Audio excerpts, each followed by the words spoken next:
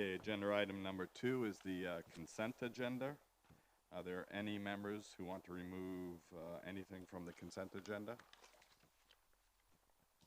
If not, that'll be adopted. And agenda item number 3 is public input. Is there anyone in the audience who would like to address the school committee? Note, members of the public may address the school committee for up to 3 minutes on non-agenda items now and on agenda items later during that item. Comments that pertain to staff, personnel matters, or student issues should be directed to the superintendent or the appropriate staff member of Lewiston Public Schools. Public comments should be directed to the school committee and be brief, not repetitive, and relate to the matter at hand. Jason? Jason Lavoie. I'm an ed tech at the middle school. I also live at 149 Oak Street. One thing I've been thinking about, I know you already gave away Martell School to the city, but one thing I would like to see saved is the playground at Martell School. I know the city's been talking about turning it into a fire station or redevelop it, sending it for redevelopment, but I would really like to see the playground saved for the children. A lot of children use playgrounds in our city, and it's a safer way for them to play. And it would be nice if we could move the playground or keep it there. I get concerned that if it turns into a fire station, that the playground there'd be a lot of traffic there for students, a lot of noise for kids that use the playground. So I would like to see the playground saved if possible. I don't know what the plan is for that, but the other thing I'd like to talk about is the city bus system. I would like to see the school department get involved more with the CityLink system. As an employee of the school department, my transportation is the city bus. And it does go to a lot of schools. So if we could come up with a way to work with CityLink to be able to market the city bus system, that would be great. And they have meetings every month. I don't know if Mr. Finn would want to attend one of those meetings, but the Androscoggin Valley of Government has meetings every month or every other month or something like that, and they're always looking for ways to partner with community organizations, so it would be great to see the school department get involved with the city bus system. Thank you. Thank you. And just a quick response on Martell School. That property is now in the city's hands, so truly you may want to consider bringing your comments directly to the city council in reference to that. In reference to your bus suggestion, I think you sent me an email. I asked Sue Turgeon to respond to you and for you to share your ideas with her directly so that she could present that to the superintendent. So if you haven't done that, I would suggest that you do that in writing to Susan, okay? All right, thank you, and appreciate your comments. Agenda item number 4. I'm excited about this agenda item. I asked Shanna or someone from Healthy Neighborhoods to present briefly to the school committee. So Shanna Cox and Bill Grant will be presenting, I believe it's the transformation plan information. Is that correct, Shanna? Thank you.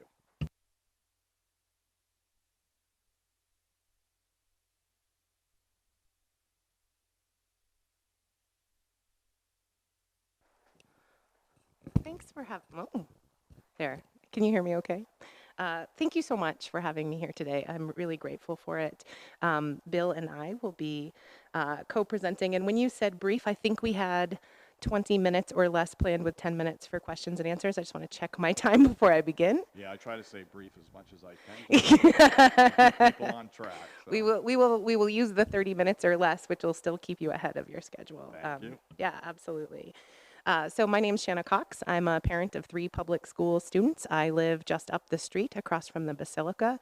I own a small business in this community, and I do planning, organizational development work. And in my spare time, I spend a lot of time volunteering and working with Healthy Neighborhoods. Healthy Neighborhoods is a large network of organizations, individuals, residents, landlords, people who work, play, or invest in the Tree Street neighborhood. So I'm excited to be here, and it's through that lens and with that hat that I'm here tonight. And we'll describe a little more about that, but I'd like to give Bill an interest, and you're welcome to stand with me, too. Well, My plan is to give a good little intro to Shanna, and then she can just talk the whole time. I'm Bill Grant, the adult ed director, but also the liaison to this effort, and it was kind of appointed last May to do this to represent Lewiston Public Schools as this plan came about. And actually, my first meeting was when this plan was released, and then they go on to tell you it's 360 something pages, and I was like, I don't know how I'm gonna ever be able to explain this. And Shanna had also at the same time taken part in our effort on our poverty committee subcommittee work, and I had talked to her a little bit about that, and then I said, okay, you need to give me the Cliff Note version here because I can't wrap my head around this thing. I got to see the big picture. So Shanna did a great job with that for me. I shared it with Mark, and I believe Monique has seen it as well, and kind of making some parallels on how this would work with our, or align with our poverty work, but also other Lewiston Public Schools initiatives. And so the way I think that she's going to present this is going to be something that's digestible, but I would say that if you have any questions, please feel free to reach out to me because it is a big document, but you can look at it in a way that makes it digestible and really kind of see the tangible outcomes of what's to come. So I will turn it back over to Shanna. So we're not going page by page over the 350. No, we won't. We won't. It's certainly our goal to make it digestible. It really is a very large document, and I'll touch on that briefly before we get into the nuts and bolts. And really, my goal tonight is to make sure you have an opportunity to understand how this aligns or has the opportunity in the future to align with some of the work that the school district might be planning to do over the long term. This gentleman's comments this morning, just beforehand, perfectly timed and in line with, I think, some of the elements that you'll be seeing here. So from the outside, growing our tree streets is really a community-driven vision about how we transform our neighborhood. And one of the things that we are trying to make sure folks from all over the city of Lewiston recognize is that by transforming the Tree Street neighborhood, we have the opportunity to strengthen the entire city. And so you'll be hearing me speak to that specifically. You'll see down here in the bottom hand corner, so this is through the Department of Housing and Urban Development, and we received a choice implementation grant a little over a year ago, choice planning grant that would allow us to engage folks who are stakeholders in the neighborhood, plan kind of inclusively for the future of the neighborhood, and it's through the lens of kind of these three larger buckets or focal areas that HUD requires you to focus on. This was on the heels, or I would say maybe a catalyst for work that had been going on since 2012.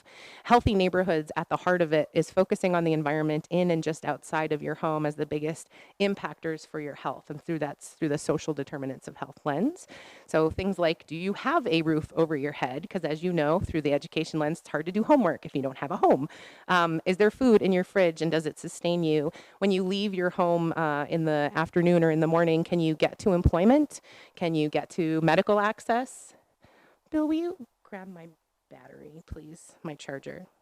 And so it's through this lens that the choice work really catalyzed what we were doing. And so choice focuses on housing. We kind of co-opted that to homes because we recognize the importance of thinking about the structure really as a place where you live out your day and plan for your future. It's also through the lens of people and neighborhood. And as we start to get into some of the goals, you'll hear me reference some of those areas specifically. I think some of the most significant opportunities within the school district to align or think about the opportunities to leverage in this plan will probably fall in the people in the neighborhood. Thank you.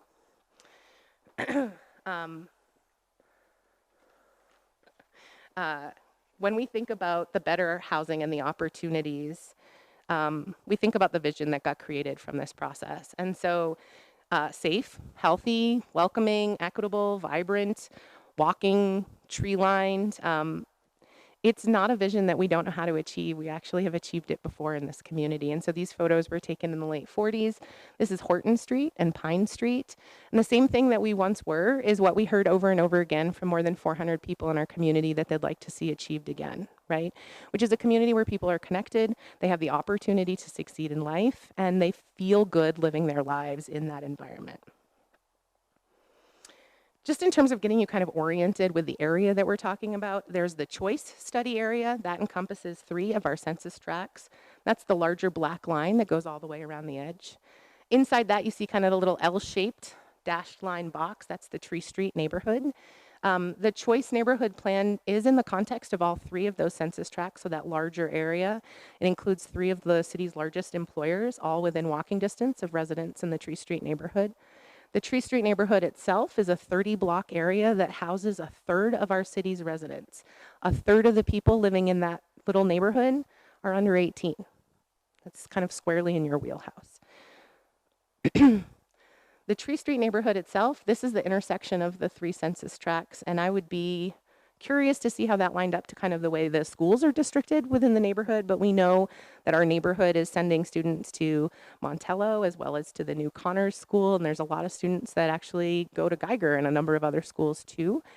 So this is kind of the context of the neighborhood that we're talking about. I wanted to give you just like a quick backdrop of what the process was. We started in 2018, early 2018, with mapping workshops, and we did mapping workshops where people were. So we went to Take Two so that we could make sure we were kind of reaching disconnected youth, folks who are disconnected from learning or from kind of post-ed opportunities. They were 16 to 24. We went to Bates Senior Housing. We went to Trinity.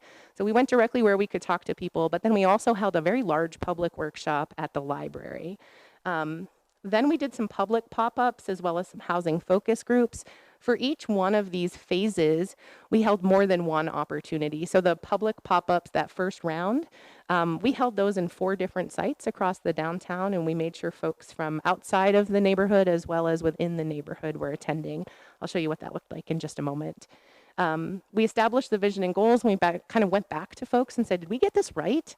And which of these are the most important? And so then we prioritized them and created the draft that's now kind of on our website. It's in the public hands, and it's receiving kind of a final copy edit before it'll be finalized for review by City Council. Who in here might have participated at one of these workshops or public events? Yeah, thanks. So I think that's a good context of what the process was. It involved more than 400 people, was held in 8 different languages, and lasted just under a year. People came from all over. So the red dots are the first round of public forums that we had. The second blue dots are the second round that we had. And you can see that we absolutely focused on hearing from folks who directly would be impacted in the neighborhood, but that our reach went beyond those borders, and we think that's really important. This is kind of what it looked like. This is the public mapping workshop, the housing workshop, the opportunity to hear from folks in the community about what they'd like to see. Buses that run every 30 minutes being one of them. These were the vision boards where we kind of packaged back to you what we heard, gave like really visual, engaging ideas of what that actually looked like, and then asked people to kind of rate among their priorities which would be the most important. We developed 9 goals as a result of that, and we struggled with whether those goals should be kind of segregated into housing and people and neighborhood. But at the end of the day, the strategies that help us achieve these goals are interconnected and reinforcing. And so the way in which we're sharing these goals with you, and you have this as a handout here, and for anyone viewing from the seats, there's 2 handouts up here. You're welcome to have some. Bill can help you out there. I'm going to go into each one of these goals in just a moment and kind of really look at it through the lens of education. But just to give you a little bit of context, Bill's right, it's a really big document. The first round edits was at 260 pages. I think its formatting is going to be a little bit longer on the second round. In that first portion of the document is the introduction and the Tree Streets Today. The Tree Streets Today has a lot of good baseline data and snapshot that gives you some information about our community from education and economic and health factors. The vision for growing our tree streets really spells out what we heard from people about what they wanted this community to look like, what this neighborhood would look like. And then we go into the goals and strategies. And the real kind of take-home lesson here is there's a chapter for each one of those little boxes on the handout you have. And so if you are someone who needs visuals or you need to kind of see descriptive language to really think about what this means, you're going to find it in there. And so hopefully at the end of this presentation, you'll say, these are the goals that matter the most to me, and you can go cross-reference them and cut through the 260 plus pages that way. At the very end of the plan itself is the implementation matrix, and I'm going to show you kind of what that looks like. For someone who's a linear thinker, which is me, that's my favorite starting point. So orient yourself the way that works best for you. I would note that this document has a pretty lengthy appendix. So there's 100+ pages in the appendix. In there, you'll find third-party data sources. You'll find a market research that kind of talks about both the commercial, residential, and homeownership opportunities that the market can bear in this community. Talks about some of the medical points and some of the education and health outcome points. So if you're someone who's data-driven or if you're thinking about investing, this is the place to start for you, is in the appendix. This is what the implementation matrix looks like. I don't expect you to be able to read that. I know it's very small, but that format is a pretty good section at the end of the draft itself.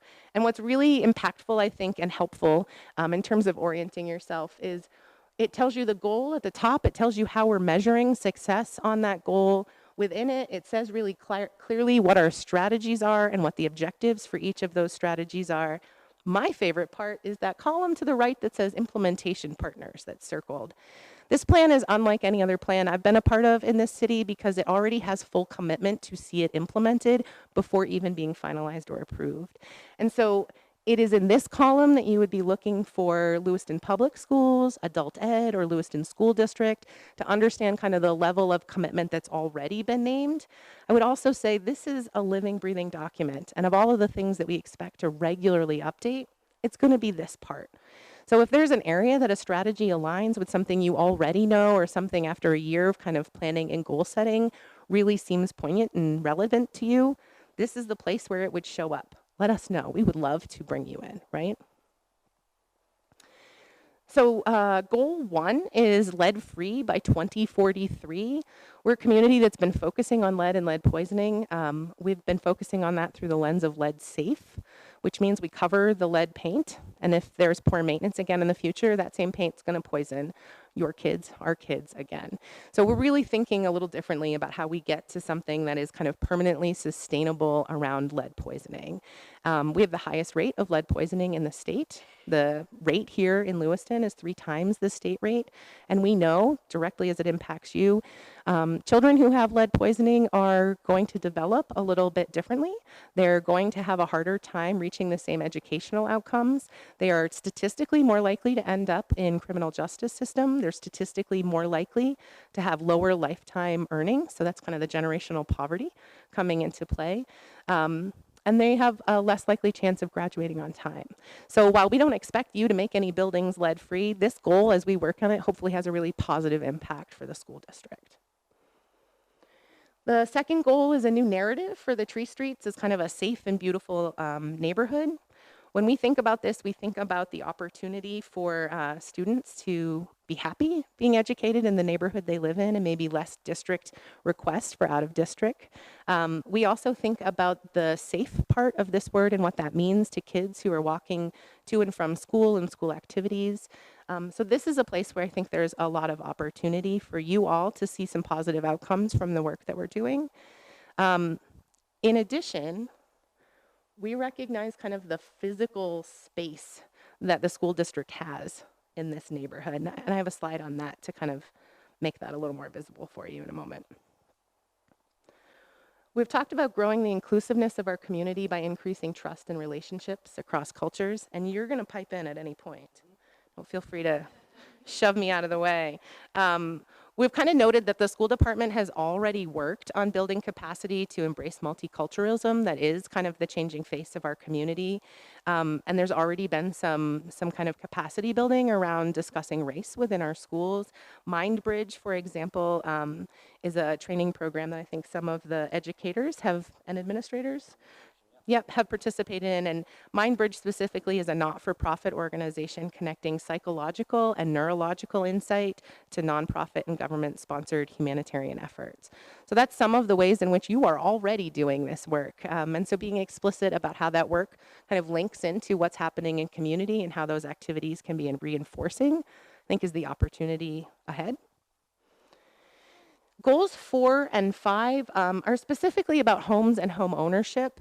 And so while this might feel a little less relevant, this is the goals in which outside of this room through a strictly educational lens probably generates the most excitement. So if you want to see what those developments look like, I do have some slides at the very end that I can show you some before and afters. But goal number 4 is where some of that replacement housing is coming in. So this is the goal in which we're able to remove and demolish some of the most unsafe kind of lead-filled housing in our community and create new housing that's affordable. In addition to every affordable unit that we retain and build new, there's a market rate housing unit that's going to be built within this neighborhood.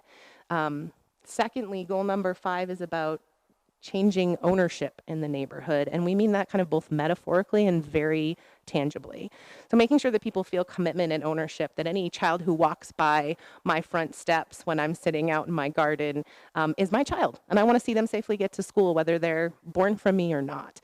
So there's that kind of sense of ownership, but there's also increasing home ownership. We have a very low home ownership rate in this neighborhood.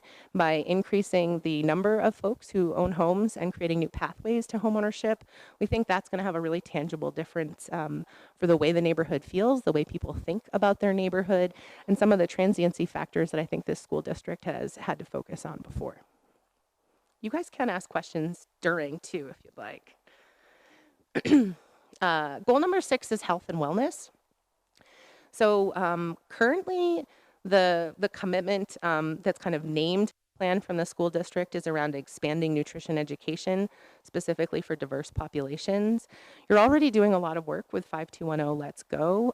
There's a food pantry in every single one of our schools, and we have backpack programs that you guys are sending folks home. So when we think about health and wellness and what that means to kids in the community, I think this is another spot where there's a lot of synergy and a lot of alignment. Now we're getting to the goals that are about you guys, our favorite ones. So goal 7 really is focused on our youth, growing a Tree Streets neighborhood that's a fun, safe, and nurturing environment for our youth. So right now, the only commitment that's kind of related to HUD and the requirement for people spending, so the implementation grant that we'll be going after a little over a year from now will make available between $10 and $30 million of funds to this community. Within that, 70% has to be spent on housing, so kind of 4 and 5 in what I described. 15% has to be focused on neighborhood. That can be anything from street lights and safe routes to schools to bump outs and trash cans and parks and benches. Another 15% needs to be focused on people. And this, our community doing choice the way we are is very, very unique. I love to think that we're a unique community, but in this case, we really are.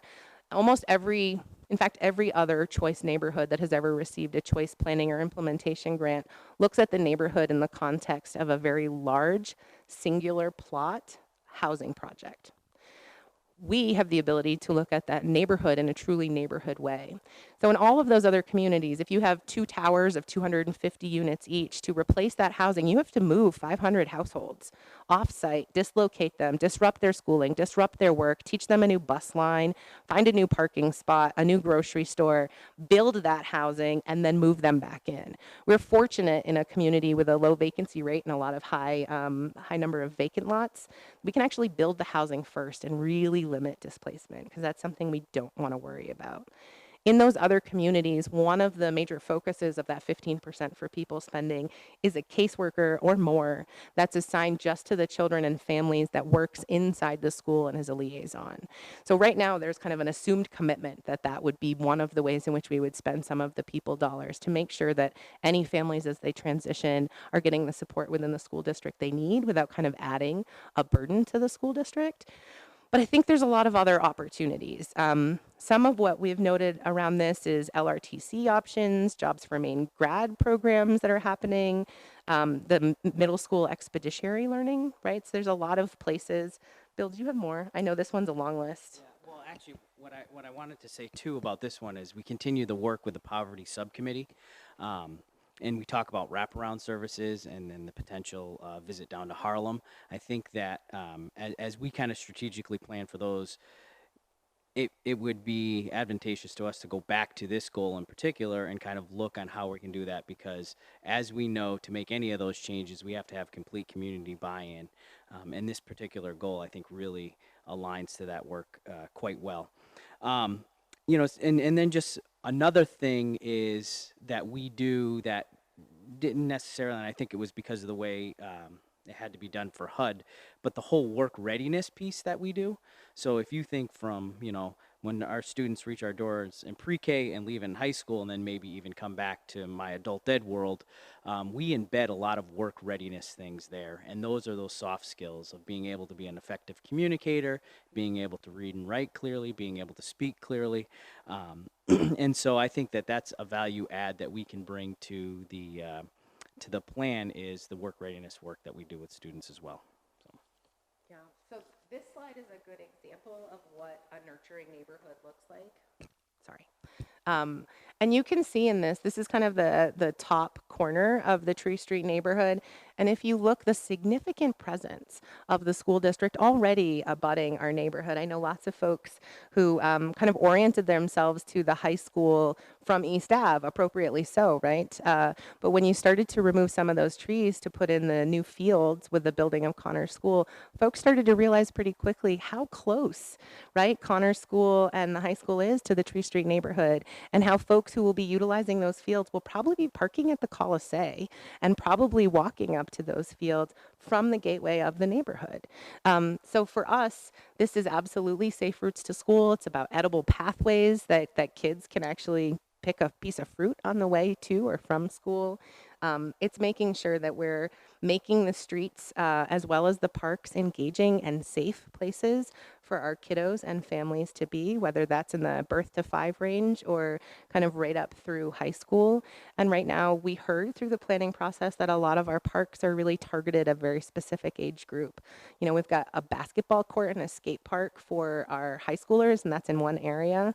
And then most of our equipment are for young kids, and none really for preschool kids, and nothing that kind of expands above that. And so paying attention to our parks, not an ask of the school district at all, but I think this gentleman's comments about the way in which kids in our community do look at the playgrounds as safe places to play outside of the school day is part of what we're absolutely factoring in when we think about the way the neighborhood kind of shows up and supports the environment your kids are coming home to, right?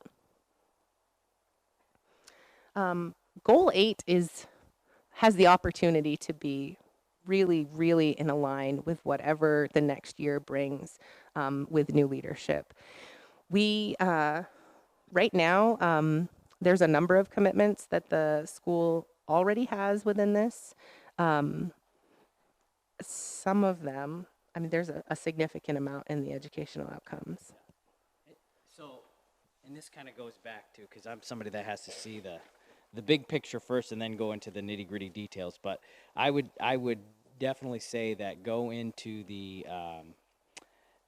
to the matrix to see goal 8, because you'll be able to really see clearly what all of the outcomes and things are for this, and providing input, you know, from our school community, I think is important. But these by far fit what the school department is doing. So this plan is including that.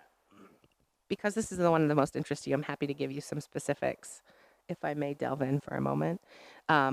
So in this, we have expanding the supply of quality early childhood classroom space in the Tree Streets by 50% through 2025, creating some classrooms specifically for 3 to 5, and creating co-located centers with current Head Start programs in the public schools.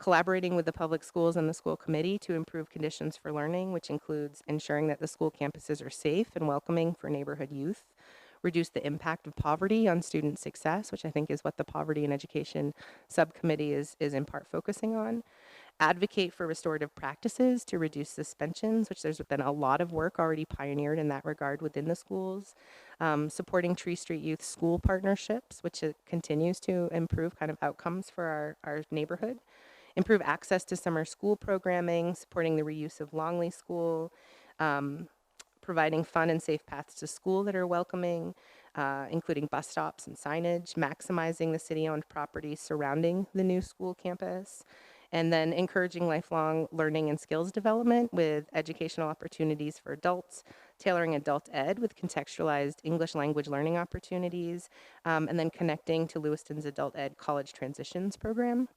So this goal in and of itself, I think, is significantly aligned and has the opportunity to be further clarified and defined by the work over the next year that you all do together.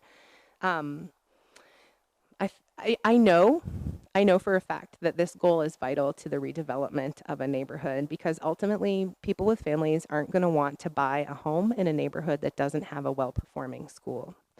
So the way in which we can support all of the members of folks who care about the schools, whether that's the parents or the broader community, those of you who are elected officials, the administrators, the ed techs, and the educators within the schools, I think the goal here is to work together to realize a common goal and vision around having great schools in a great neighborhood that people would choose to live in. So that's kind of at the base of what Goal 8 is about. And then the final goal is really, I think, an extension in some ways from goal number 8. It's just recognizing that we need to continue some of those strategies with our over 18 population. And so right now, a lot of this is already happening through adult ed and LRTC with workforce development. You heard Bill speak to that.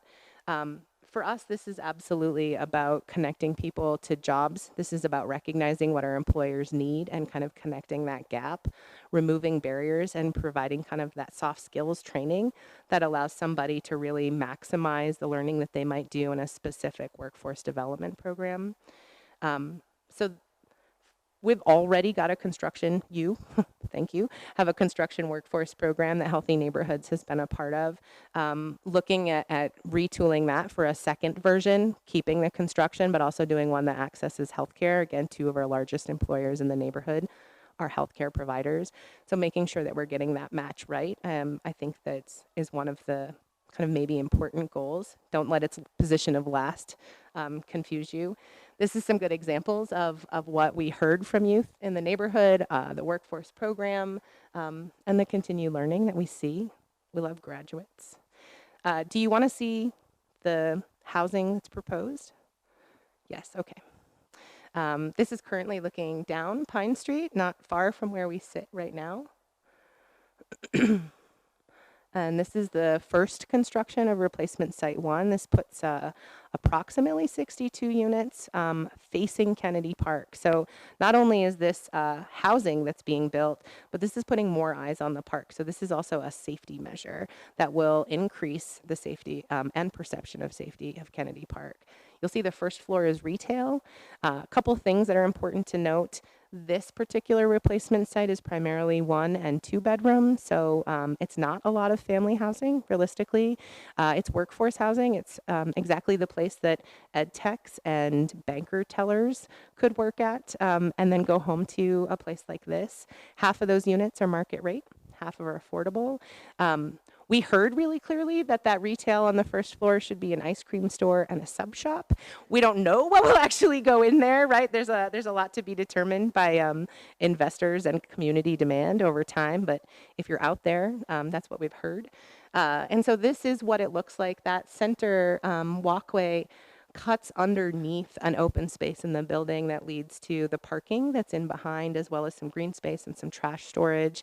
Some of the facilities for the actual housing itself, like the gym and the mailroom, are on the first floor. But it really does intentionally pull kind of that, pedestrian activated energy across Pine Street and into this block. And if it feels a little bit like Lisbon Street, that's intentional and part of our redevelopment framework. We want to capitalize on that good energy of Lisbon Street and start to pull it up and into this neighborhood.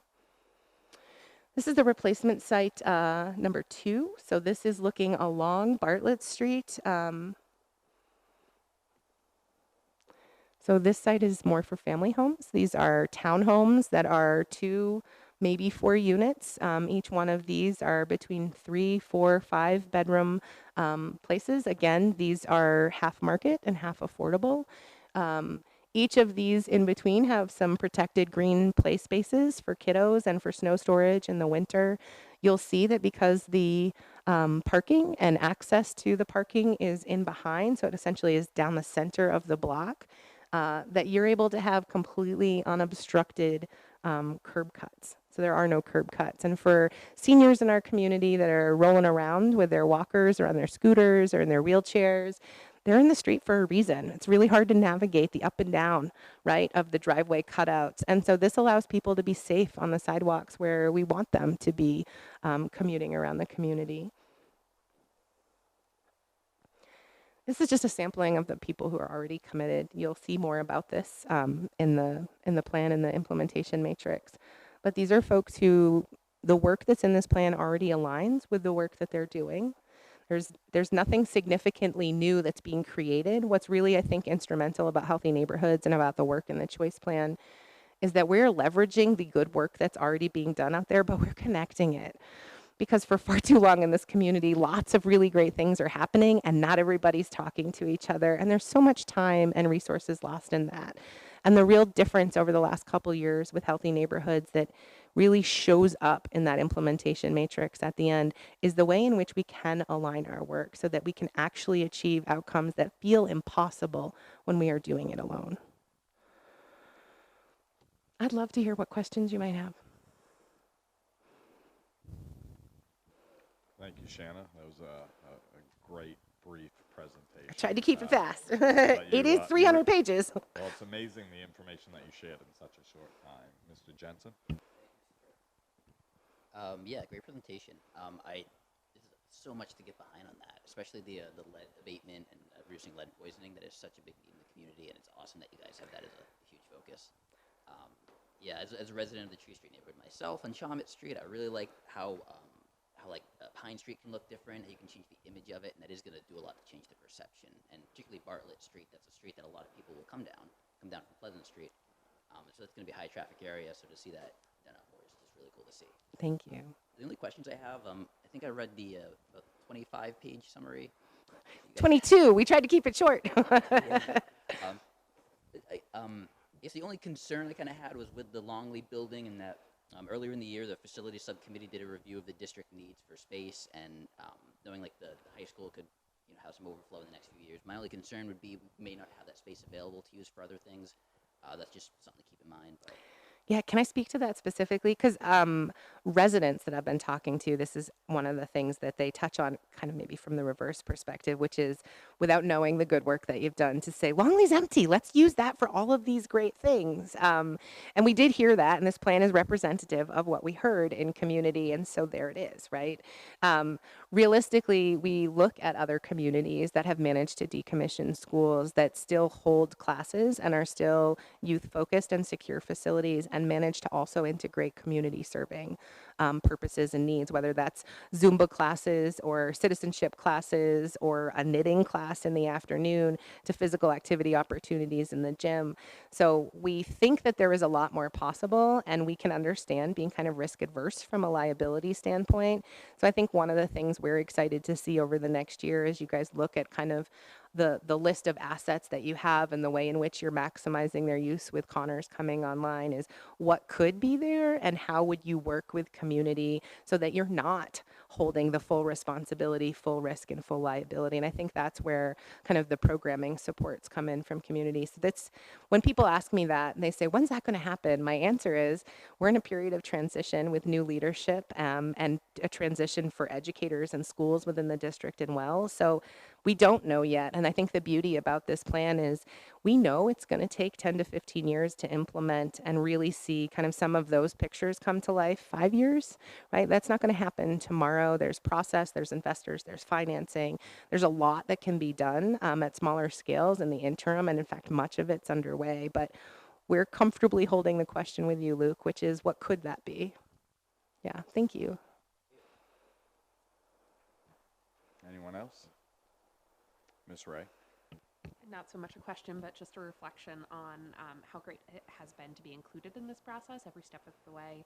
I represent one of the census tracts, and so having the opportunity to hear from folks in such an honest way with these really directed conversations and questions has been really valuable for me. I did have one question, but I forgot what it was. Thank you for all you're doing, and I look forward. I do know. So stuff that is going to be done in the next 20 months. Are you able to talk about that? What we could be seeing soon?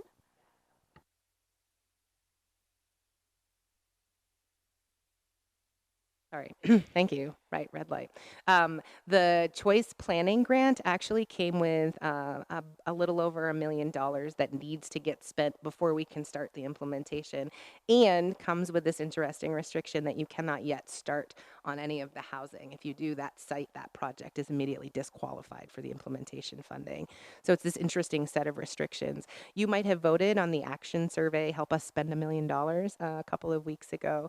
And so we'll be finalizing that plan, but some of the biggest improvements are ones that will serve youth. So we heard really clearly improvements to Kennedy Park, which includes moving or attending to some of the youth equipment, as well as putting in tables, not just seats, but tables where people can dine or play checkers, which would be, I think, really attractive to our seniors. And we heard that, along with a shade structure. So that's some of the improvements, including a water fountain, because kids go down there all day and there's no water to drink. And then Parody Park, so improving the visibility and the sight lines to that park, which I think will make a big safety improvement, as well as make it more attractive. Those are two of the top ones, as well as facade improvements and kind of activation community focused, like benches and bike racks for businesses in the Tree Street neighborhood.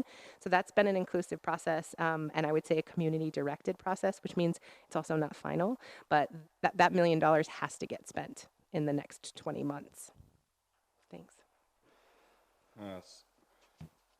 So I'm not, I think everybody's familiar with HUD housing, and the history of HUD housing in Lewiston has not been good. They invest a ton of money in our community, and unless you have direct control of it, it's really left in the hands of developers, and we don't have a good history with developers maintaining the property. I got to tell you what attracted me to this plan and why I think it is so different. And I hope the naysayers out there really consider this. One, it involves partners. It's not HUD coming in and focusing a lot of money to a developer with no partners. Two, it has a holistic approach. So, yes, we're providing some low-income housing, but it's mixed with market rate. But we also are looking at education and employment for this neighborhood. And that, I don't think that's ever been done in Maine, where, yes, we're going to provide housing, but we're also going to provide opportunities for folks to get out of poverty, get a job, be engaging community members, both financially and socially. And I absolutely think that is why this will be successful in the long run. Shannon, I have one quick question. I had heard that some thought was going into trying to keep the properties on the tax rolls, but having it managed by nonprofits. So if you could share a little bit about that. Thanks. I really appreciate that question, because it's the one thing I was hoping to come back to if you didn't ask. So first and foremost, this plan is holistic, which also means that the demands on the tax dollar are for addressing safety, for addressing streetscapes, for supporting education. And I know you all have been through a budget cycle or two, and you know that paying attention to the impact on taxpayers is something not just you in this room, but those who are watching at home and those who aren't are paying attention to. We always felt very strongly at Healthy Neighborhoods and LA Community Housing. We've always felt very strongly that to make this whole plan succeed, it is going to take a net positive flow into the tax rolls, right? We're not going to be able to do half of what we saw here if we're taking taxes out of the tax rolls, if we're taking tax parcels out of the taxable and tax assessment properties.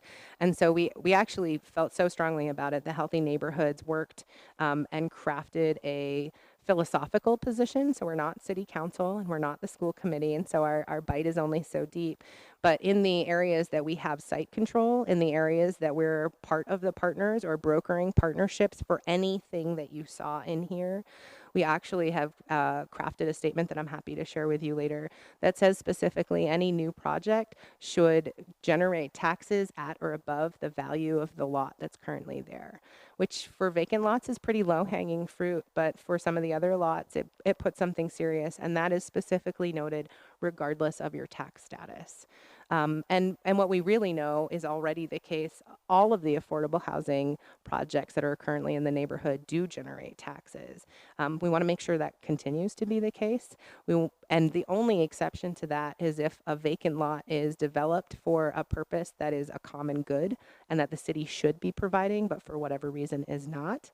That might be the only exception that we would consider as an organization, as kind of brokering any of those deals or negotiating those parcels. And so, can't say importantly enough, it matters.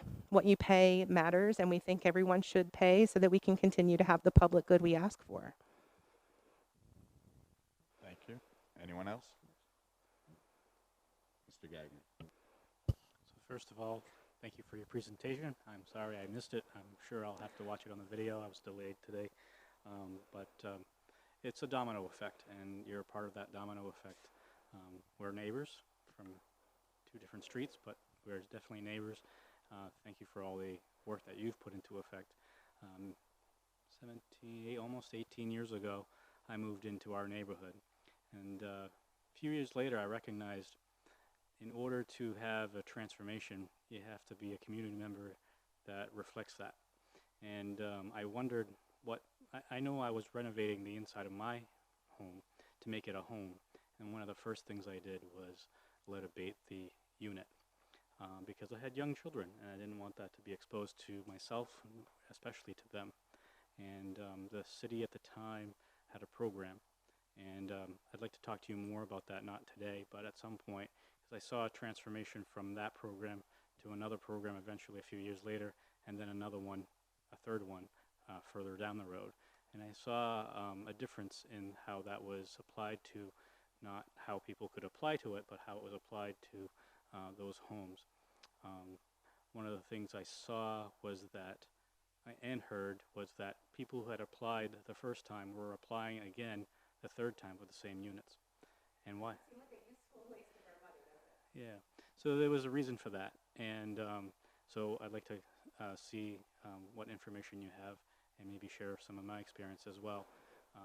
I also learned that by going through the EPA first and then the DEP second, they have a program for landlords to apply for and to learn what it is to be a certified lead abated. And actually in Lewiston, I believe landlords are supposed to be certified, or at the very least use somebody that is certified. That's correct. When abating, or even not just abating, but doing anything with units that have been Disrupting lead paint.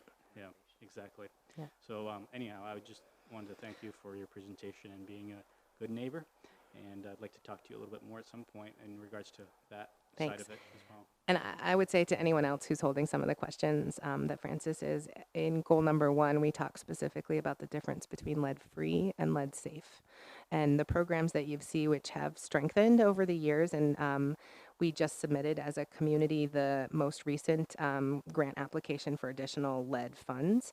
And that the new RFP required a kind of difference in thinking that is more in line with lead-free, because I think they were seeing this as well.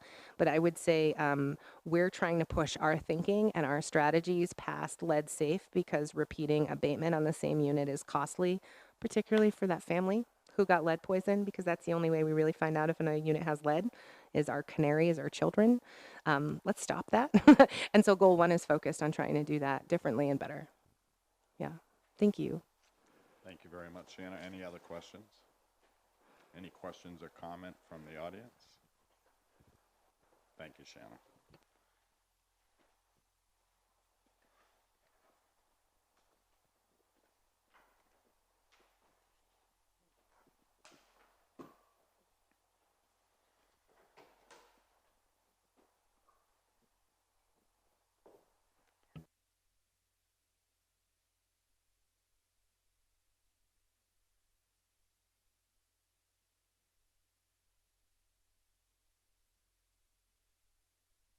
Okay, agenda item number 5, to receive and approve a resolution regarding the PayFlex spending account. HR Director Monique Gilbert will present. Monique? Thank you. The PayFlex account is a spending account that allows our employees to contribute pre-tax dollars annually up to the limit of $2,700 in their account. They can use these funds to pay for themselves, their spouses, or their dependents. Eligible expenses include co-pays, deductibles, vision, dental expenses, prescription drugs, and over-the-counter drugs. Our new plan year starts on September 1st, so this is the time where we review the policy, and we just have a couple of changes this year that need your attention this evening. There are two documents. One is the technical document that we have on file here and that we have on file with Payflex. The second document is the document that our employees receive each year. So I'm going to go through the first document, which is the technical summary. And the introduction on page 1, the only thing that has to be changed is the effective date of September 1st. The second change is to Article 6, limitations on allocations on page 9. And that is to change the current amount of $2,650 to the annual limit of $2,700. And the third change, the final change on that document is on page 16, Article 11, gender, number, and tense. And we are just adding a section on tense so that whenever any words are used in the past or present tense, they shall be construed as though they were also used in other form in all cases throughout the document. The second document is the plan summary. As I said, this is a document that is distributed to our employees. Similar changes on that document. Page 3, Article 4, health flexible spending account. Again, we're just changing the annual maximum amount from $2,650 to $2,700 per participant. And the final change is on Article 8, Section 1, General Plan Information on page 6. And we're just changing the plan effective date to September 1, 2019. Are there any questions on the document? So the money raised that comes from the employee, our only cost is administrating the fund, is that correct? That's correct. This is a voluntary benefit that the employees participate. There's no contribution by Lewiston Public Schools. Okay, thank you. Any other questions? Ms. Whitlow? What was the reason for the change in the $50? Is that wasn't something we negotiated? Yes, was it? well, the IRS, that's their maximum contribution per individual per year, and we just wanted to raise that to allow our employees to contribute up to the maximum allowable amount. Okay. It wasn't a negotiated collective bargaining item. Okay. Mr. Shannon? Thank you, Mr. Chairman. Would it not be in the best interest of the board and our employees going forward if we simply fix these documents to say at the highest level allowed by the IRS, instead of having to come back every year if they change it by $50 or $100 or $200? Ms. Gilbert, do you have a response to that, or Bobby? Well, I could check with Payflex and see what the rulings and the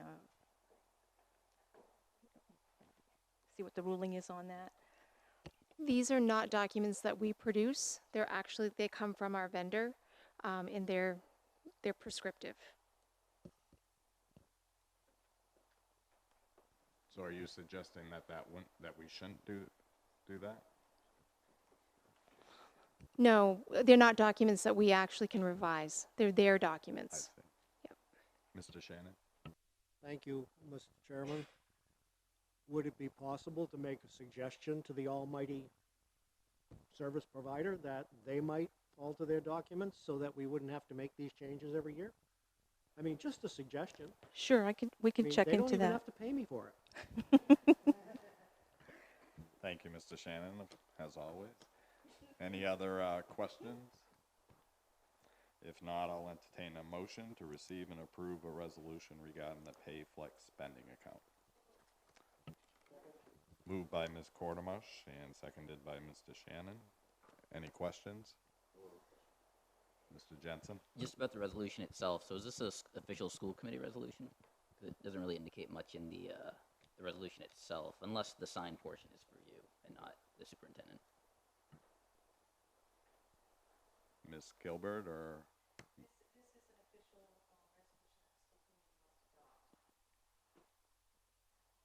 So I would say yes. As long as you sign it. Any other questions or comments to the public?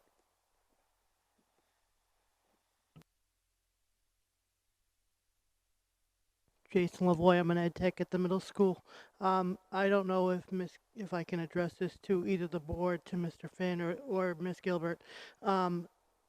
We've already had open enrollment for employees. Are we gonna have a chance to, open enrollment again to go to the maximum if our employees gonna be able to go to the maximum if this gets approved? Thank you. Ms. Gilbert, if you could answer that for us, please. Open enrollment was in May of 2019 for the upcoming plan year beginning September 1st. So the next opportunity would be in May of 2020. Thank you. Anyone else from the public? Back to the committee. All in favor? Looks unanimous. Thank you. All right, agenda item number 6, to provide an update on retired employees possibly returning to positions after retirement. Superintendent Finn will present. Thank you, Mr. Chair. On June 20th of this year, just 2 months ago, the state of Maine acted to remove certain restrictions imposed upon retired state employees who return to work. That was HP 880-LD 1220. This includes restoration to service, restoration to work as classroom-based employees or administrators, compensation, benefits, contribution to Maine state retirement systems, contribution to the state group health plan, and notification requirements. These details are all in the board members, the school committee members' packets. Although there is no policy that exists in Lewiston Public Schools that would contradict this law, thereby no requirement of changing a policy is applicable in this situation. It was and has been common practice under previous administration that retirees were not welcome to apply for positions from which they retired. I'd like to refer to that as the quote-unquote not on my watch quote made to the media in 2011, because that's turned prospective employees away from Lewiston Public Schools. Retirees have spoken to me about this concern. I believe it's time that we change the narrative and publicly welcome these valued candidates to apply for positions they may have vacated when they were eligible to retire. Understanding the shortage of teachers, state and nationwide, as well as a shortfall in terms of qualified mentors for probationary teachers, Lewiston Public Schools would be well served to publicly state a reversal of past practice, specifically the notion that this is an immoral practice, so that we may attract qualified, willing candidates to teach our students and mentor our newest teachers. Teachers are the means to the student's end. We talked about that today with the new teachers. If you can teach and you hold a Maine teaching credential, I would like for you to consider working in Lewiston with us. I would like to personally invite retirees who have more left in their tank to allow themselves to be powered by purpose, to do what they dedicated their lives to doing, and I'd like to invite these amazing educators publicly back to Lewiston.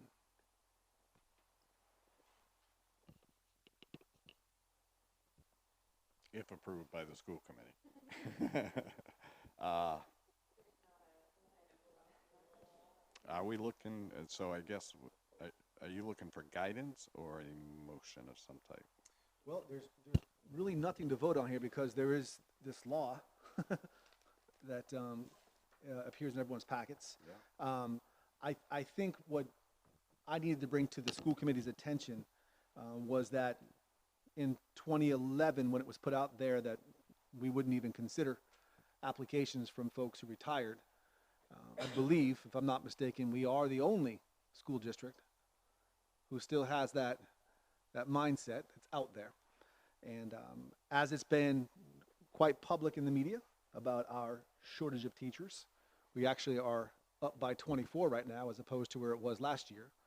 We still have several positions that if we changed the narrative and allowed folks to know that Lewiston is retiree friendly, perhaps we could draw some applicants who'd be interested in working with our kids. Thank you. So, Ms. Whitlow? And did you say we did not have a policy on this, so it doesn't need a vote of any sort, correct?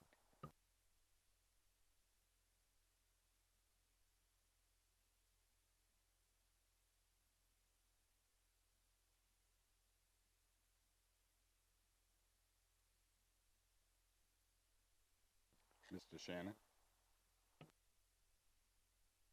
Thank you.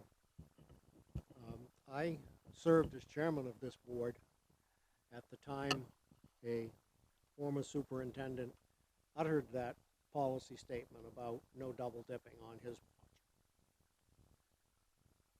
watch. And he pretty much lived up to that because that was his political and moral position. I don't have any problem with your position, Mr. Superintendent.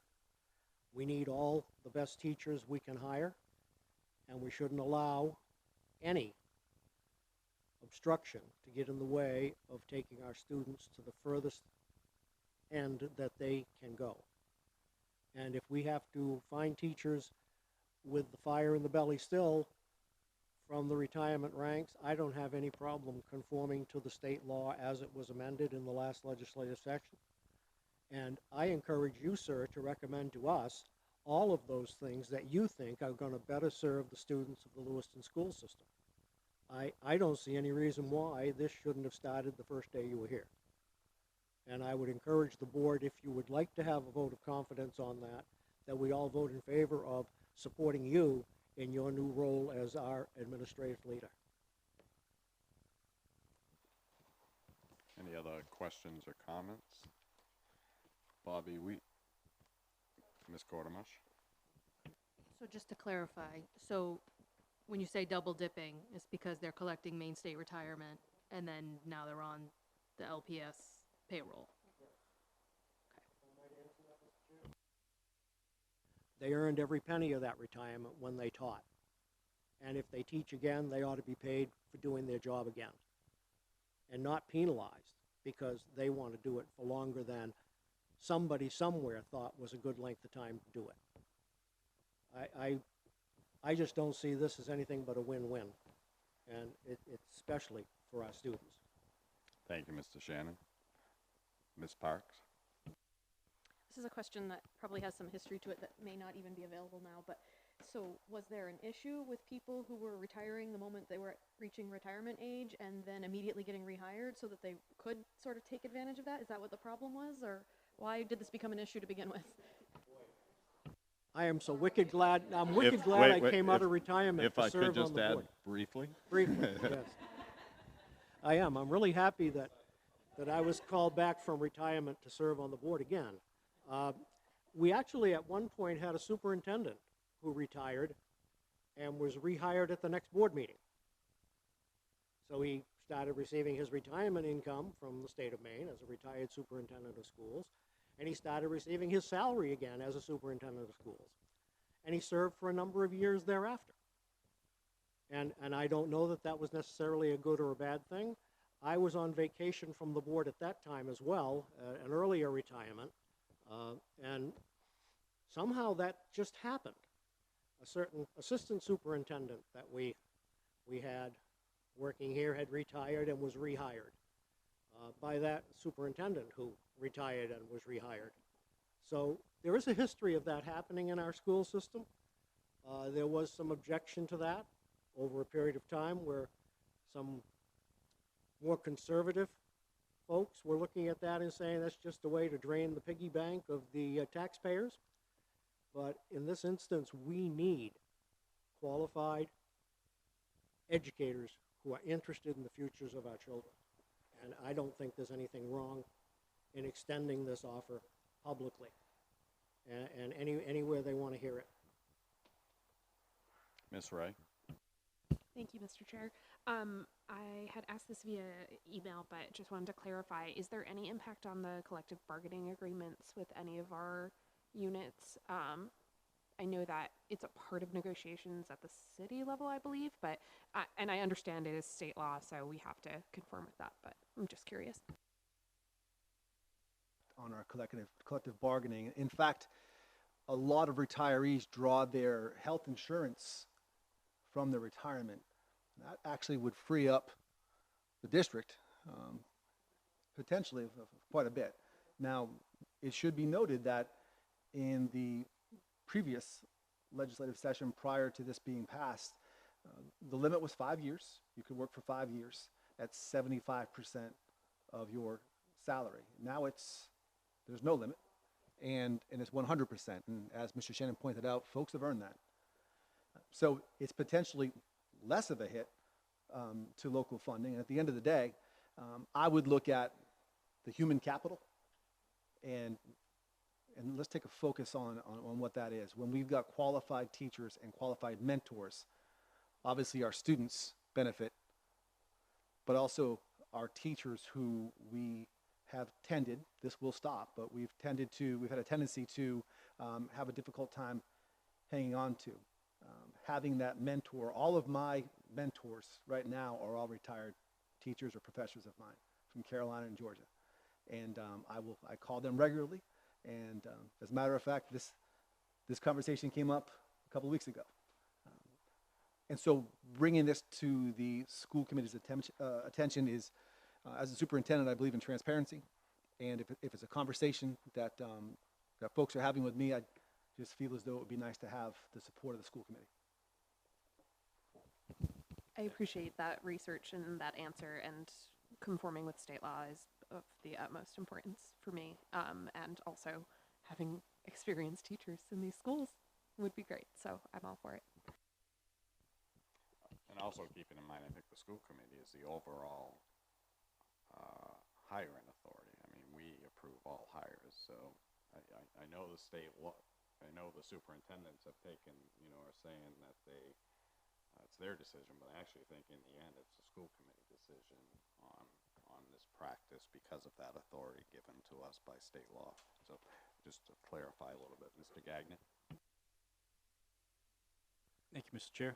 At first, I was a little puzzled by this because I was like, we're conforming to what the state law is, which is what we're supposed to do, and second, that our policy promotes it. I mean, it doesn't have any concerns in the policy. But obviously, what I heard from Mr. Finn is that there's been some narrative and there's been some history discouraging this kind of practice, as we just heard.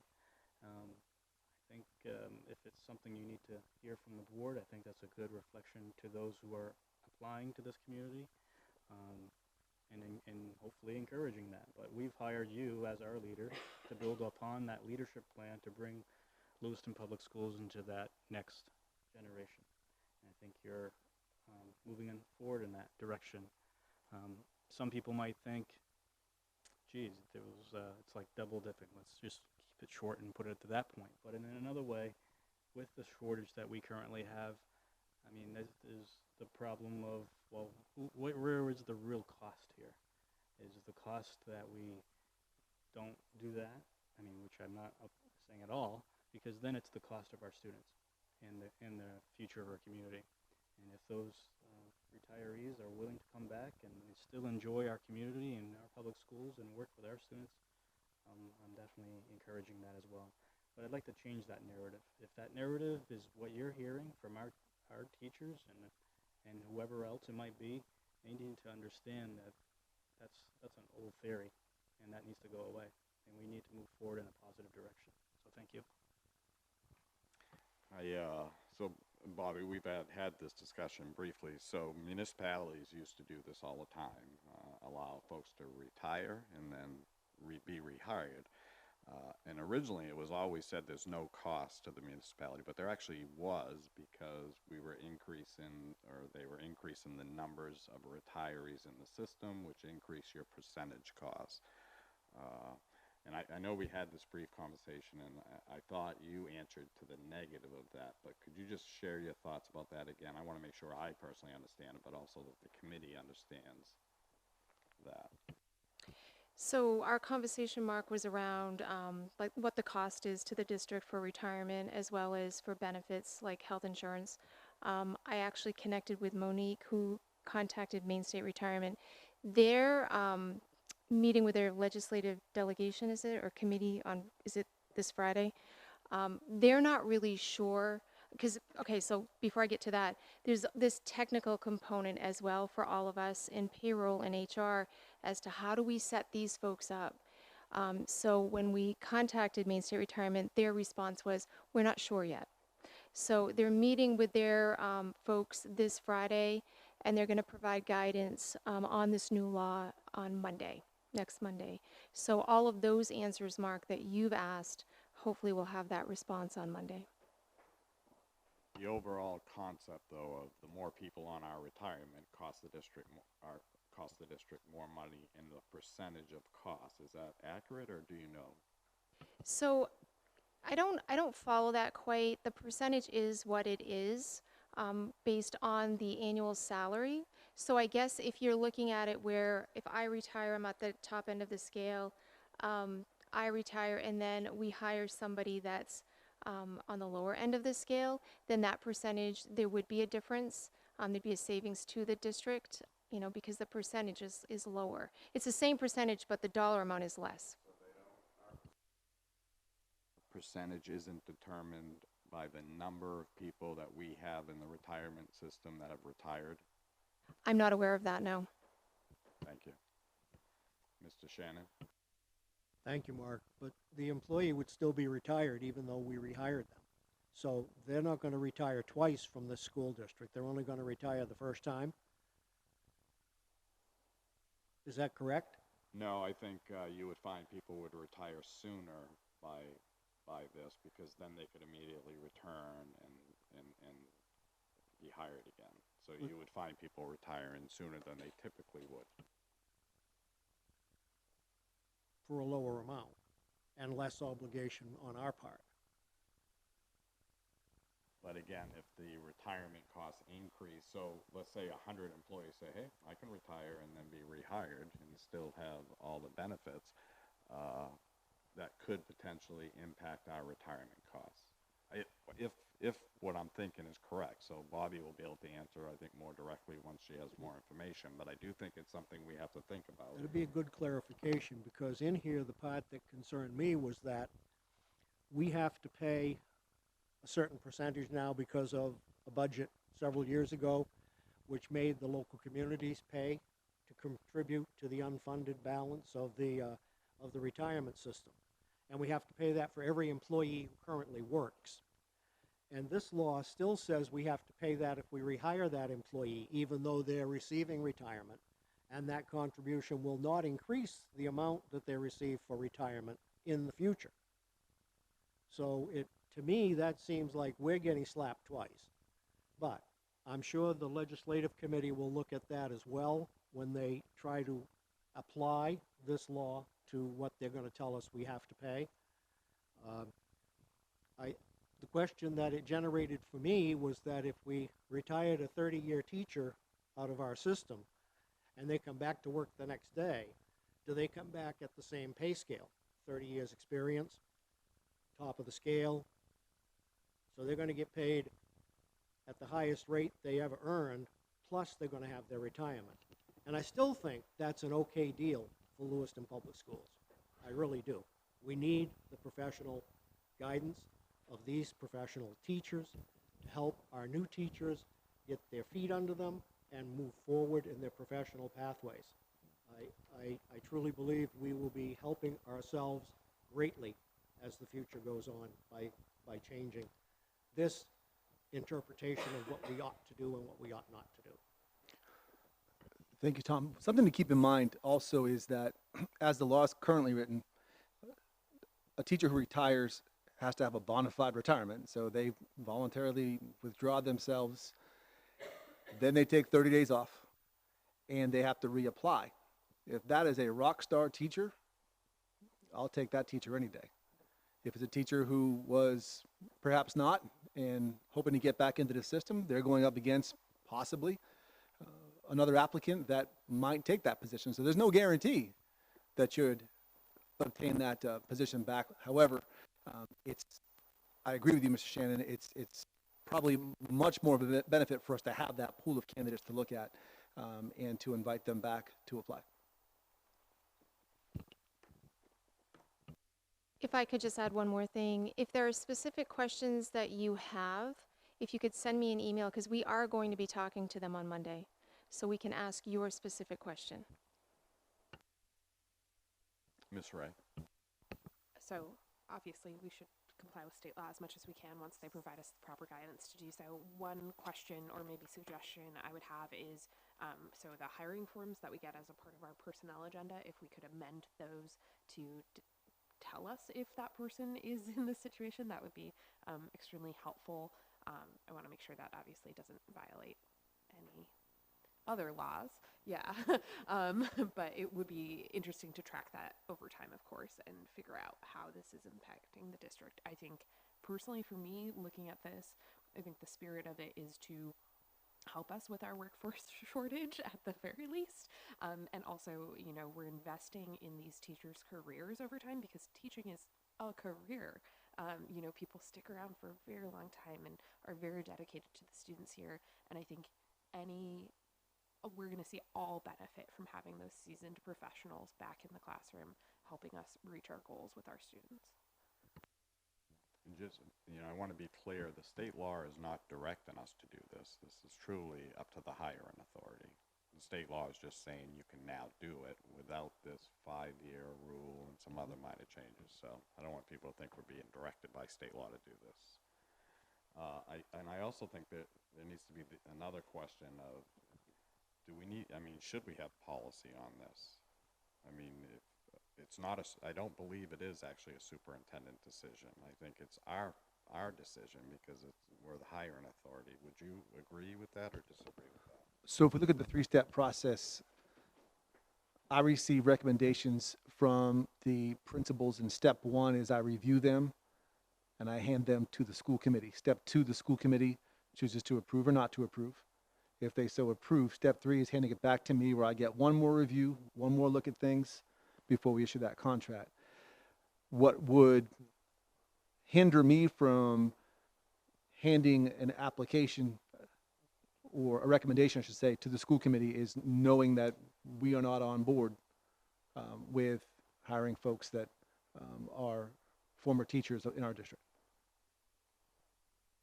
So by charter, I think we're the hiring authority, though. Is that, all right, thank you. You can? Yes. Well, cite away. Thank you, Mr. Chairman. The superintendent nominates, we elect. That's as simple as I can state it. If he doesn't give us a name, we can't hire him. If he doesn't like a basketball coach and he doesn't bring that coach's name forward next year, we're going to have a new basketball coach. It's just the way it is. Right. That's so how the law is written. I think the final hiring authority is actually the school committee by charter. You're not getting it. But right, right, it's If definitely a So if it doesn't even pass through him, we don't Right. even know about it. No. So No. even though we vote on it, he really has the say, and then we're just confirming his choice. Or not. Yes. Or not, right? Absolutely, I would agree with that. I support this. I'm truly trying to bring up, are there going to be additional costs to the district? There are. And the hiring authority. Ms. Whitlow? Couldn't see it.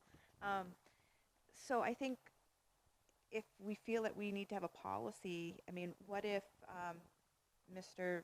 Finn quits next year, and now we have a new superintendent come in, and they say we don't want to hire retirees? That's when a policy might be important. Do you think? So I guess that's up to the school board to create policy, correct? Well, I definitely don't want to tie the hand, or suggest that we tie the hands of the superintendent. I still believe at this point, we're the hiring authority, the superintendent. I think Tom is right. That's how I recall the charter. I just didn't have the exact wording.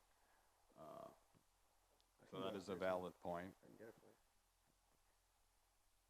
Anyone else have any input on this or thoughts on policy, or do we just say, yep, you're fine and move on? Okay, yeah, we'll go to Mr. Gagnon first. As you wait, I'd like to ask Mr. Finn a question, and that is, having brought this up, do you have in mind or a plan in mind to pursue or to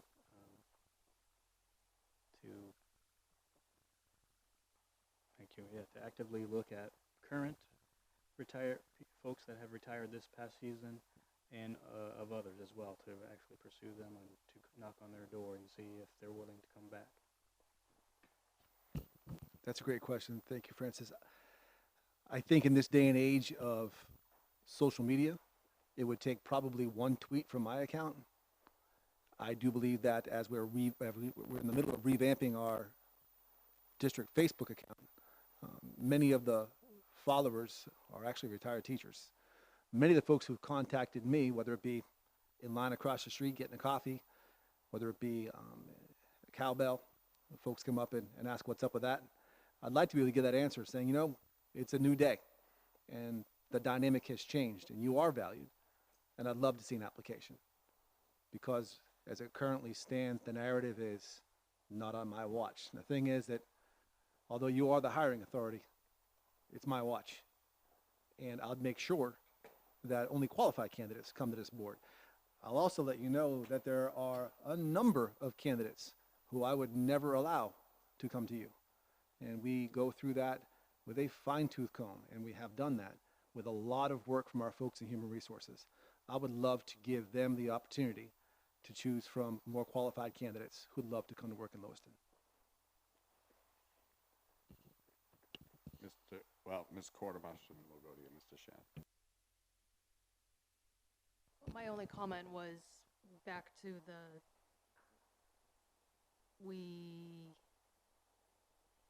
what was your wording? The board. Right, but to Alicia's point, we only have the information we have in front of us. So it would be helpful if that could be indicated in our packet if they're a retiree coming back, if that's kosher.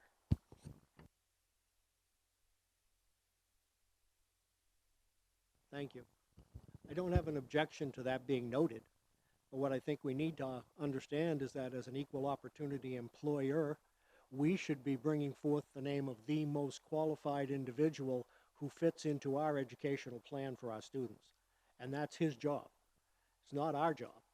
If he brings that name forward, he has done his due diligence and processed what he needs to process to bring a recommendation to us. I just think what he wants to do is what this board should support. And I think what he wants to do is what's good for our system, and I believe what he is proposing is good for our system.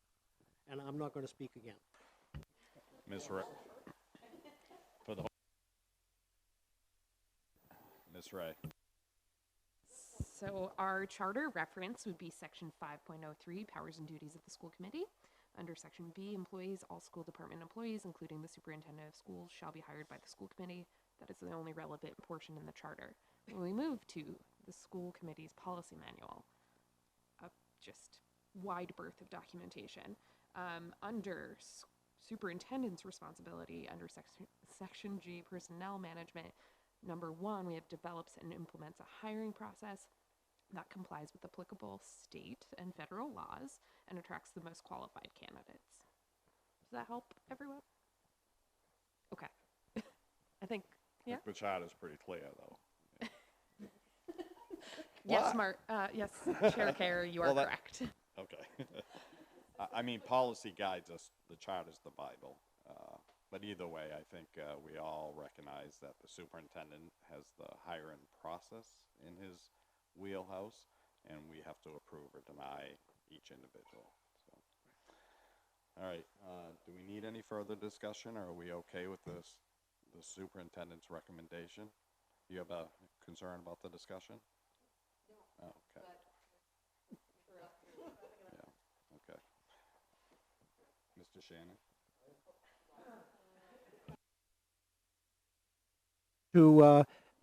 To encourage the superintendent to move forward with his plans for augmenting our teaching staff for the school year 2019-20.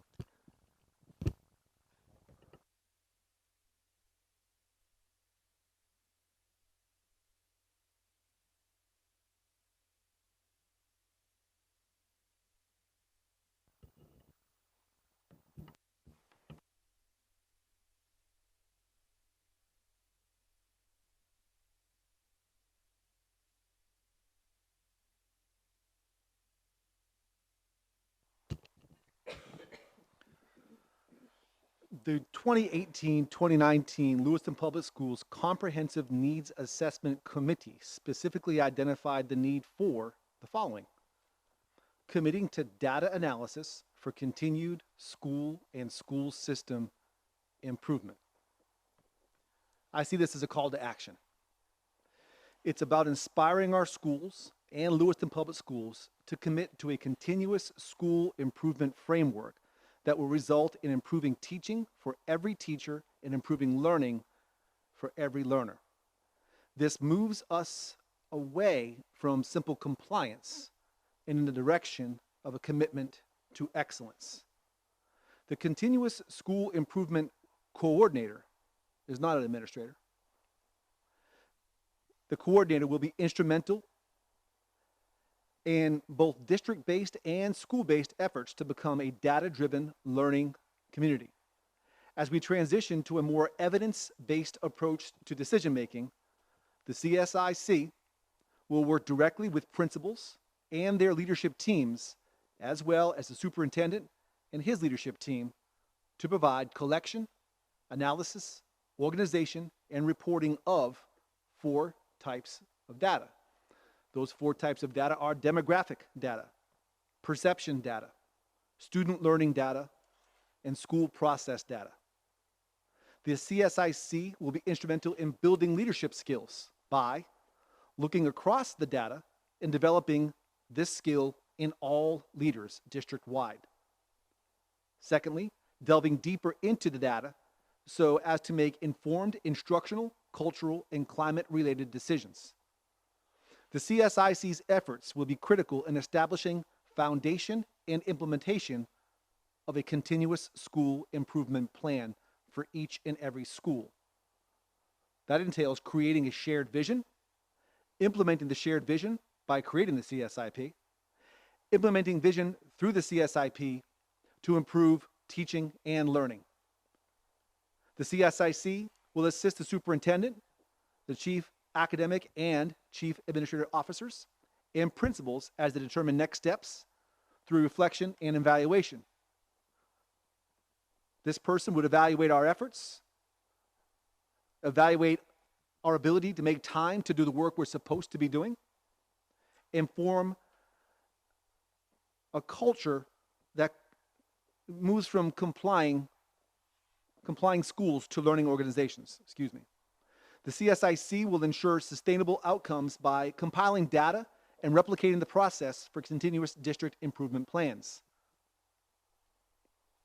The position of CSIP would be 100% funded through Title I and Title II funds and would require absolutely no local funding.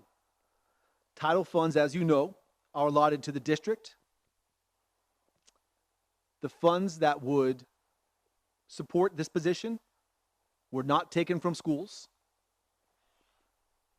These funds will be utilized to compensate this position. As you know, the district total is determined and handed down, confirmed in July. District projects that serve the district as a whole are accounted for. A formula is used to determine how much Title I funding each school receives, and no additional funds are taken from schools in the district. Title II is allocated for district projects and managed at the district level. 20% of this position is accounted for in Title II. The position of CSIP is made available due to the promotion of Chief Academic Officer Karen Paquette and the revamped leadership model within the central office, where Karen Paquette slid into Sean Chabot's position. Her former position, funded by Title I, remains available. The repurposing of that position would result in this continuous school improvement plan coordinator. The superintendent would like to post the position as early as tomorrow with the approval and endorsement of the school committee. The positive and immediate long-term impact of the continuous school improvement coordinator will shift the culture of the district to a more strategic, evidence-based, community-involved, and responsive partner with the city of Lewiston and the state of Maine. Thank you. Questions or comments, Ms. Roy?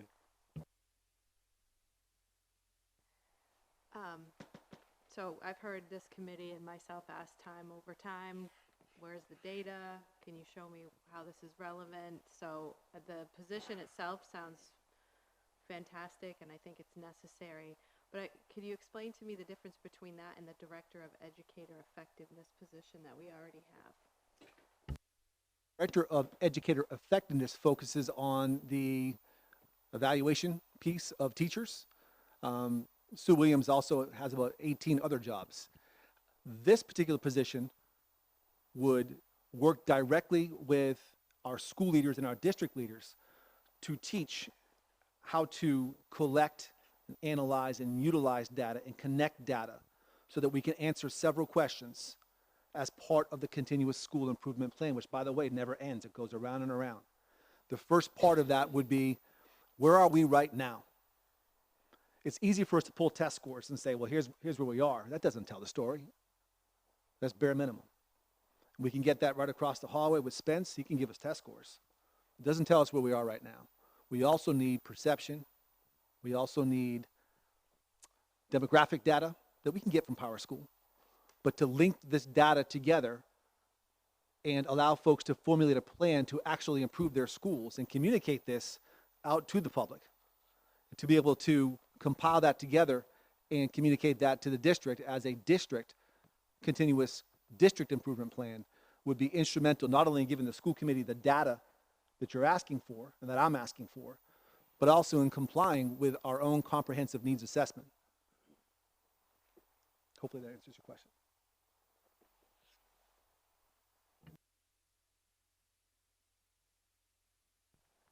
Any other questions or comments, Ms. Ray? I apologize for missing the July meeting, but this job description describes no supervisory responsibilities, whereas Ms. Paquette previously had some, yes? And so how has that shifted with this model? Yeah, so let's keep in mind that Ms. Paquette's job under a former administration, under a very different leadership and management style, had her slotted in a position that would actually hold a different title. She was a director. This is a coordinator position that would require no supervisory, but would require skilled collaborative and also data analysis skills. And so where they'd have no one working for them, they'd evaluate nobody, they would be instrumental in allowing us to utilize data and delve into data across the 4 different areas we want to be looking at.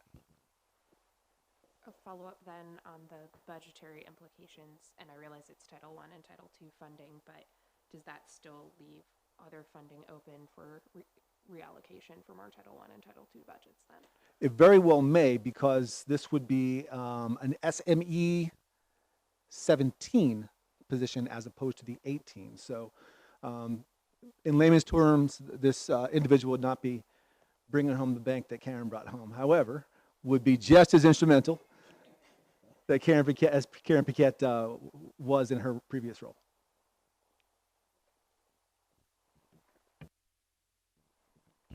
Any other questions or comments, Mr. Jensen? Does this add any like extra burden to administrators or other staff? lifts a lot of the burden. As we've had our first leadership and innovative team meeting last week, and we talked about my expectations as a superintendent that we will never come to the school committee without having data, without having evidence, probably more than we even need. This individual will allow our principals to understand how to obtain that data.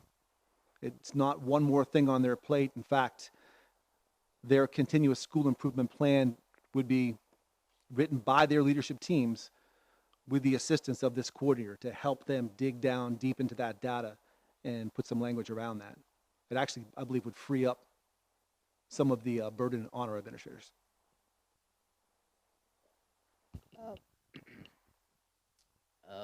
I guess the other questions I have, does this need a school committee endorsement because it's not indicated on the agenda? And does this require a change to Title I plans that have been already written and submitted and approved?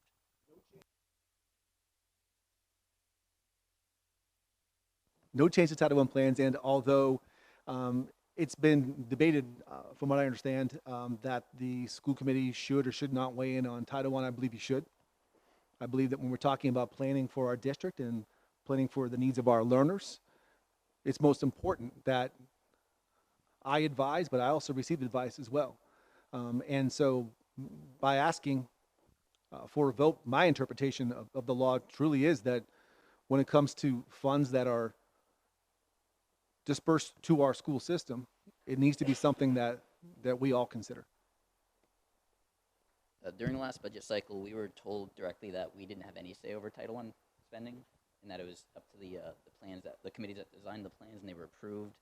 So I guess I'm a little bit confused as to what our role would be in this. I fundamentally disagree with that wholeheartedly. I believe that when we're talking about the reason why we're even here is we're not here, well, you're not here to make a whole lot of money. But you're here because you care deeply about our community, you care about our learners and our teachers. And so any process or any addition to or subtraction from, whether it be title funded, whether it be local funded, needs to be part of this conversation. We're trying to build an era of trust in our district. We want to launch an era of transparency, and far be it from me to go against what I've been saying since I got here. So I would submit to you that there possibly could be a way to interpret Title I and influence on that the way that it had previously been done, but I don't buy that. And I would state that when it comes to how we utilize dollars, any dollars, this needs to be a school committee discussion. And I'll continue to bring it to you. Mr. Shannon? Thank you, Mr. Chairman. Title I funds are granted under the auspices of the federal government, and they write the rules for how it can be spent. We as a committee get to approve that expenditure every year. We don't get to tell them they can't spend it for the things the federal government says they can spend it for, and we can't tell them they have to spend it for things the federal government says they can't spend it for. Within those confines, it's up to us. The real reason I raised my hand, however, was not to talk about Title I funds. It was to say simply that as this is your acclimation plan linchpin, this data gathering, the interpretation of that data, and the use of that interpretation to inform changes that are necessary to improve our schools. We support that plan when we support the gathering and interpretation of that same data. If we do not continuously support this data collection and analyzation, collation, the activities need to happen, or we hamstring your efforts toward attaining your goal of school improvement. To me, it's very simple. We sat before and had many teachers come to us and complain that the data was there, but they had no input on how to use it, and they had no ability to interpret how to use it to inform their teaching. Some teachers did a great job with it. Others had a hard time because their interpretation of the data led them to a place where they weren't sure they were doing things that they ought to be doing, and they were very sure they were doing some things they shouldn't be doing. I think it's the interpretation of the data that will prove your system is the correct one to move us forward. And I think that as a member of this committee, I need to support those things which you feel can help you accomplish your goal. You were hired because this committee me not a member, felt you were the best candidate for this job. I still think you're the best candidate for this job. And I think if, as a board, we support you in attaining your goals as you tell us they are, then we do our job in trying to lead the school department to a better future than we would have otherwise. I think it's important for us to support this. And other than the fact that we're creating a different position, I don't know that we have any input or say other than giving permission for that position to be created and advertised. The money is already taken care of. It doesn't come out of the regular budget. So it doesn't affect any other spending decision that has been made by the board. Thank you. Mr. Gagnon. Thank you, Mr. Chair. My question is hopefully a very simple question. That is, when I was listening and reading the description, I had already somebody in mind with doing part of these responsibilities already, maybe not everything, but some of it, in one of our schools. Is there somebody that, I mean, I imagine you have a team plan or a diagram somewhere. I imagine there probably are already a few people on that list. Could you elaborate a little bit more? This is going to be very interesting. If the school committee supports and we post this position tomorrow, I would be thrilled to see folks come from far and wide, actually, to apply for this position. I believe it's cutting edge. I do believe that as we are in an era where we're supposed to be data-driven decision makers, I think school districts talk a really good game, and yet year after year, we see poor decisions being made. I believe that within our own school system, there probably will be some folks that would apply. I'm inclined to believe that outside of our school system, and dare I even say outside of our state, we probably have some others. And so the executive leadership team, obviously not moving without your permission on this, would then put together a hiring committee and a hiring process, and hopefully I'd be able to come to this school committee with the name of a continuous school improvement planner who will help us move our district forward over the next 3 years.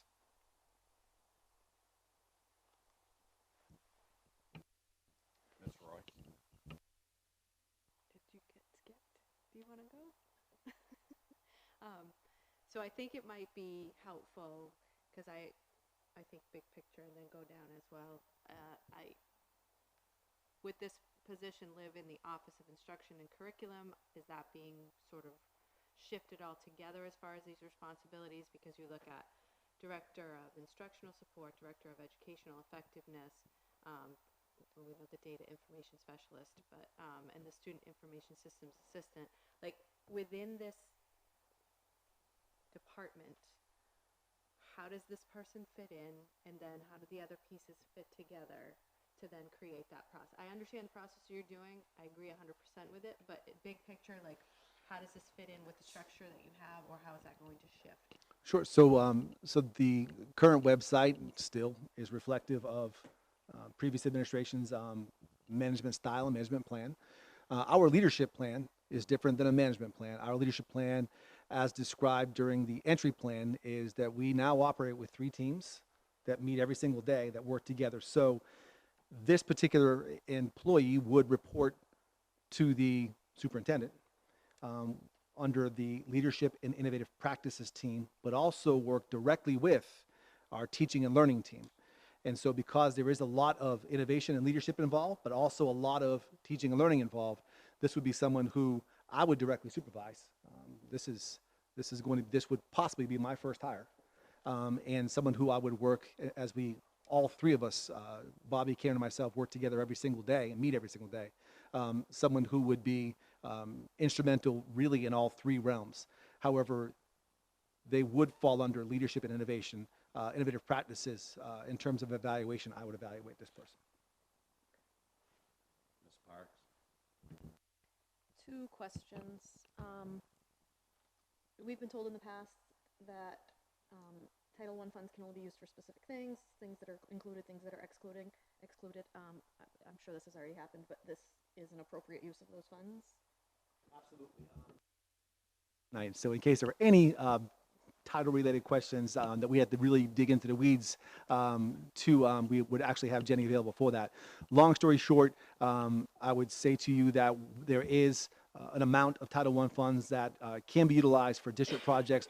We had to submit this job description to the folks that disperse those funds, and we got the thumbs up on that. This is actually quite cutting edge and innovative, and folks are curious to see how this would work out. I know that if we've got the right data, we can create a roadmap to success. And just looking ahead to the budget season in the spring, where will this fall under an administrative contract, or where does this fall in everything? I know it's not an administrative position, but does it lie on an administrative contract? Can you clarify that? So it falls in the personnel policy, and it's a non-management position. So we have management in the personnel policy, and then we have non-management.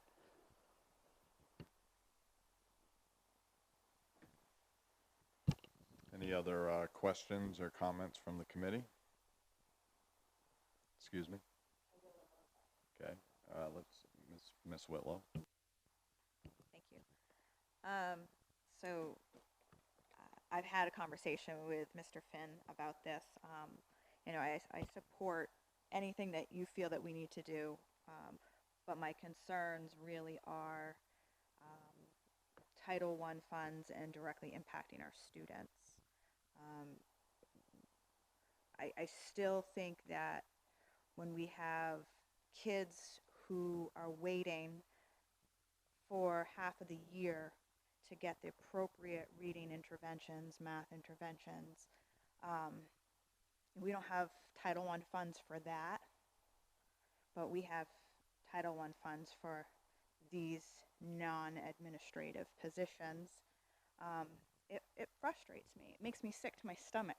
And, you know, I have personal connection to that. We don't have teachers who know how to appropriately teach certain types of students, not because they can't do it, they haven't been trained to do it.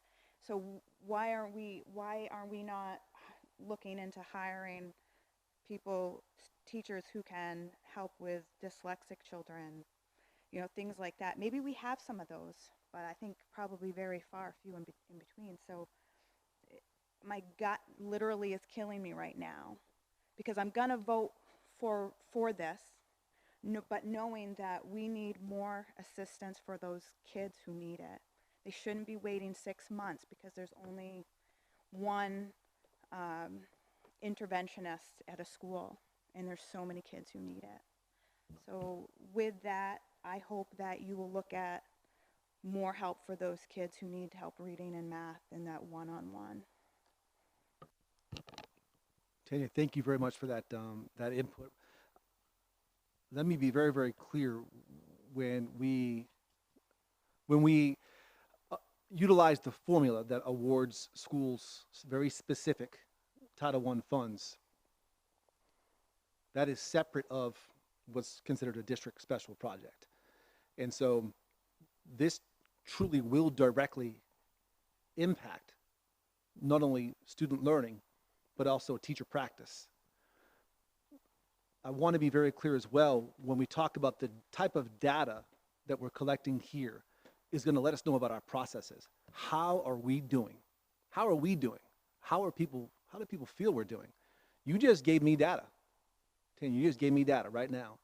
And this particular person will accompany me on the Lewiston Listens tours and be taking feedback just like this, because this is a reality. I would also say that I have got to be able to remove emotion, and that can be difficult for me. I'm a very passionate person. I think that you know that. And I'm going to need to see hard numbers and data before we make budgetary decisions. That being said, we need to look at the effectiveness of the initiatives and the programs and structures we have in place. I have a sneaking suspicion that we will likely be going into complete redesign in the next year or two that would allow our learners to experience school completely differently. We need numbers on our side, obviously. We need the evidence. We need the data that this school committee is seeking. And that's precisely why we need this position. Ms. Wright? Thank you. You said it would be entering at SME 17, is that correct? SME 17.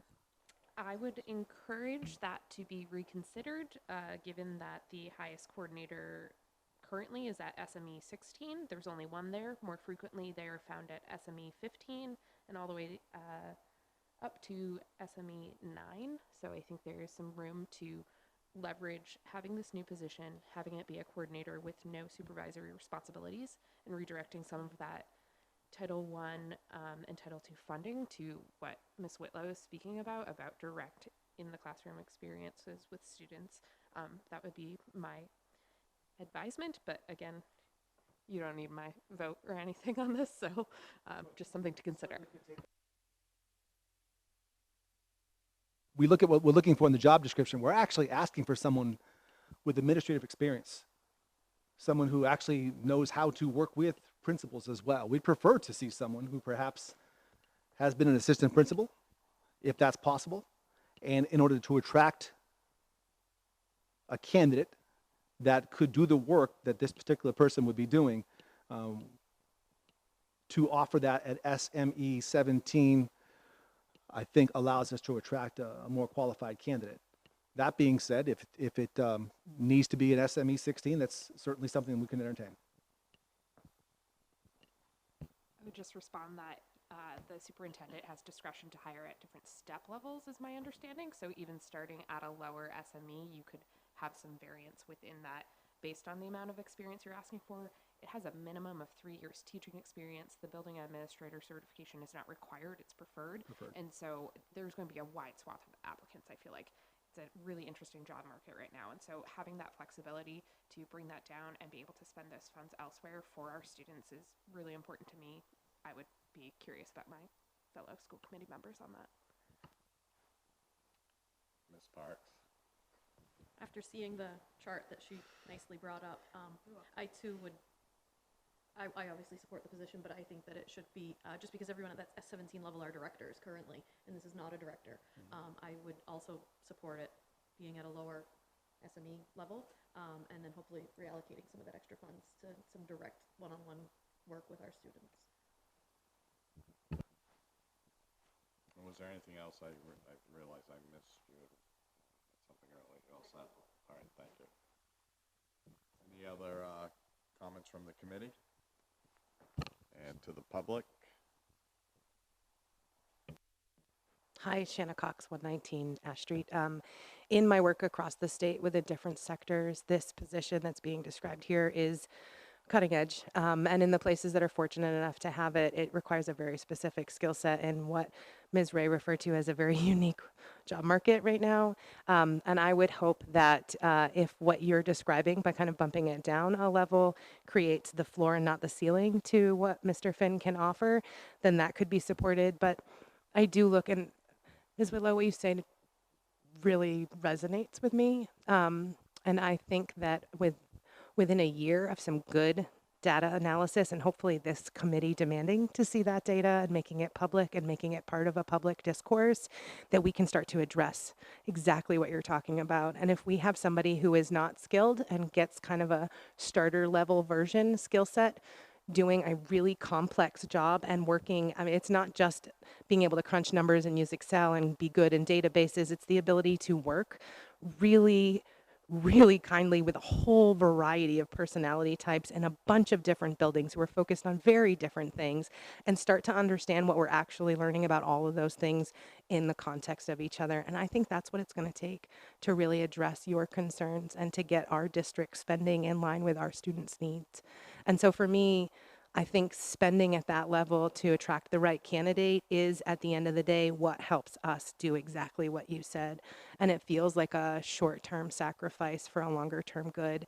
And the good news is you have the ability to gauge whether that's working or not year over year. And you guys are in exactly that position, and you should demand it, and we should get that data. And that data had better be good when we get it, and it won't be if somebody is doing it because they got out of college 2 years ago and know how their way around Excel. It's not the same kind of data analysis. You have to pivot across 6 or 7 different tables, be able to look at data a bunch of different demographics and different sending schools and longitudinal information, and you're not going to get that with somebody who's kind of new to the game. And so I'd hope that you'd consider that this is the way to do exactly what you want, and that cutting it short now will make it really hard for you to achieve your goals in the future.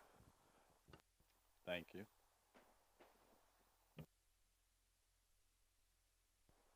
Darby Ray, 15 Pierce Avenue. What she said, and because nobody can say it better, and this person is going to have to be able to teach our teachers and our building leaders how to use data, because we don't all know how to use data in the ways you just described. So not only to do it oneself, but to be able to empower others to use the data and to that way. The other thing I'd like to say is that where I work, we have been asking, at least for my 7 years, to be able to assist with data analysis for the schools, like we've been able to do with other big other folks who have a lot of data, and the department just hasn't had the capacity to accept help in data analysis because there's just been no capacity in this area, or not enough capacity. So I look forward to somebody who has this amazing expertise, as well as the ability to build the capacity of other people in the district to use data, and the ability to use help from others who also have data analysis expertise in our community. So I think this is super exciting, and I agree that if we're data driven, we're going to be able to get to the solutions. We're going to know what the problems are. We're going to have all of the evidence, or as much as we can gather, and then be able to make really great decisions to transform our district for our families and our children, which is what you all want to do. So I'm just excited about this proposal. Thank you.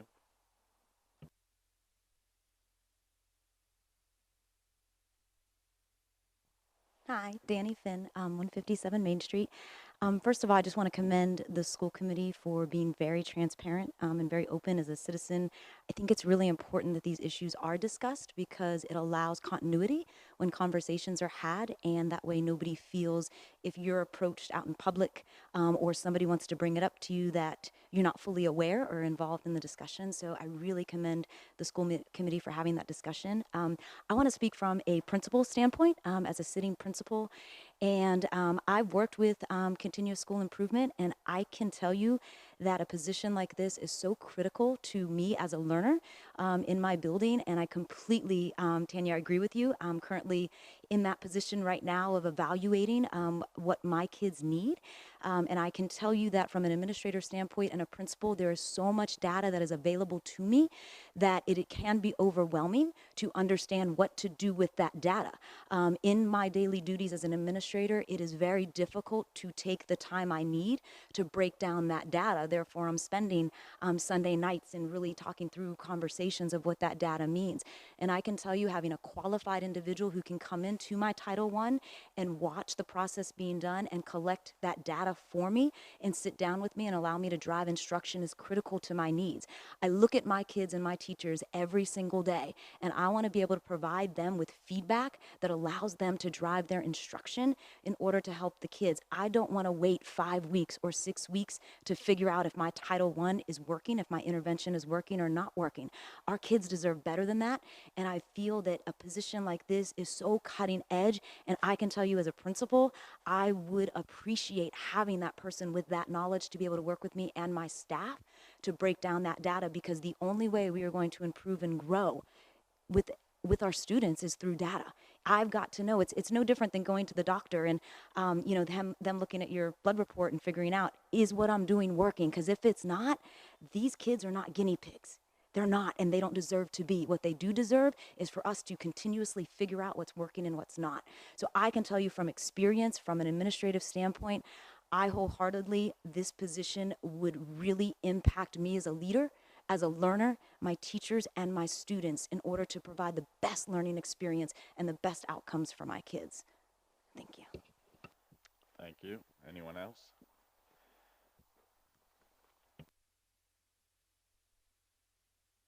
I would just like to say I'm Jason Lavoy, 149 Oak Street. So I'm speaking totally as a a citizen here. In fact, I actually agree with this position. I'm not too knowledgeable on everything involved with data and everything. I'm still learning, although I did major in political science, and that was very data oriented. When I majored in political science at USM, just looking at polling and stuff. But I definitely support this position. It's sad to see our principals trying to work so hard and not have a goal in mind to see where they're going. And hopefully this will make it so they can spend more time in the classroom, so they have help with the data that they're looking at. So definitely agree with this position, and wouldn't be a position I would apply for, but I give the person credit because improving our schools and our students aren't just test scores. There's more data to that than just test scores. And I know because of the classroom I work in, it's more about the student than it is the test score that they have. So, thank you. Thank you. Anyone else from the public? Back to the committee. Any other, Ms. Parks? I just wanted to clarify, I definitely support this position. In the 4 years I've been on the board, I've been asking for data every possible way and not getting it. So we need it. We definitely need it, and it's going to make things better. And we need this position. I just know also the history in the community of some reluctance and a perceived lack of transparency. So I feel like there's a little bit of conflict between the job description itself and what they're going to be doing and what the responsibility is, and saying that it's not an administrative position, but then classifying it payroll-wise at a level that is comparable with administrative positions and directors. I feel like, wanting to keep transparency, obviously, I feel like some people will perceive this as adding an administrative position in a sneaky way, and that's all I was trying to address before, because we're putting it in an administrative level, but we're saying it's not administrative, and the duties don't match an administrative level, and so I just wanted to address that there's a little bit of disparity there. Yes. Do you want to respond to that? Or? Well, I would hope that my effort to bring this to the school committee in the first place, despite the fact that in previous administrations these things weren't, shows transparency. It also shows that there is no sneakiness here at all, so I hope that we're very clear on this. I do believe that you hire people to fit your vision. You don't just fill positions. And you make sure you compensate those folks commensurate with the level of work they are doing. This is a cutting-edge position.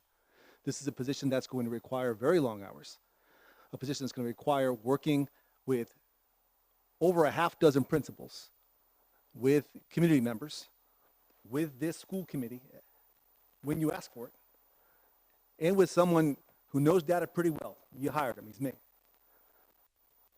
What I will be requiring of this person is commensurate with at least SME 17 on the bottom level of that.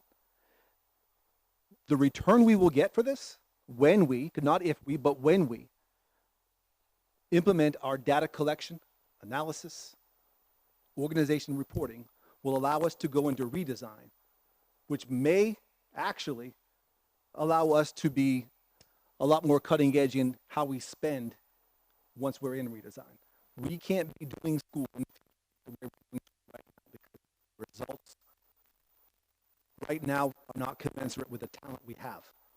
We've got to get to the bottom of that and find evidence, and all data is evidence. I'm actually looking for someone to come in, essentially as a CSI analyst. Show us the evidence as to what's working, what's not working. Let's stop doing what's not working and move these kids forward. Ms. Ray? Given all of this discussion, what's written on paper comes across very differently to me. Calling something a coordinator position sounds like an entry level to me, and maybe that's just where I work, how that works. But I think I'm duly convinced that we should be paying for, you get what you pay for, sort of thing. However, I don't know that the documentation totally reflects that then. And I'm comfortable with the SME 17. It's just a little weird to look at the personnel policies, see all coordinators as, or the majority of coordinators at SME 15. So maybe there's a more appropriate title. I'm not sure what that looks like, but having the discussion sheds more light on it than just reading the paperwork, if that's helpful. It does. As part of change agentry, understand this is that I'm inheriting a budget that I had nothing to do with. We'll talk about that next. I'm also inheriting a system, structures, systemic problems, and yet I accepted this job and I won't be quitting this job because I know it starts with one. If this is the one get that I have that can add to Dingley and add to this district, it doesn't matter to me if you call them coordinator, director, or magician. When all said and done, this is going to have to be a person who, as Darby pointed out, is going to have an absolutely amazing skill set. I think our greater challenge will be to hold on to them once folks are able to see what our model can do. So to me, if we want to call this a coordinator or a director, I'm open. But at the end of the day, there is no policy that states that all coordinators are paid here. Again, just because that's how they were hired by the gentleman who sat in this seat for nearly 9 years, it doesn't mean that that's how it has to be moving forward. All right, keeping in mind our time, which I've totally lost control of you folks tonight. Any other questions? Mr. Shannon, if you could briefly. I'd like to congratulate the chair on his restraint tonight, because these have been important discussions and important questions, and I've loved hearing the answers. So thank you for allowing this discussion to go on longer than had been allowed in the agenda. Thank you, and just a reminder, the times are just reminders to try to keep us on track, but the committee decides what they ask and when they're going to ask the questions, and shouldn't feel pressured by me or anybody else. Well, maybe just a little bit by me. All right. If no further discussions, I believe, so this is renaming, reposition. I really think it needs to be motioned and approved by this committee, although it's not documented in our agenda as a motion, but it's really technically a new position.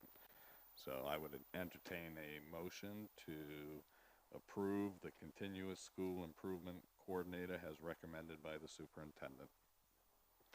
Moved by Ms. Roy. Seconded by Mr. Gagnon. All in favor? Ms. Ray? Since it's now an official motion, will we need to amend personnel policies, and does that require any procedure?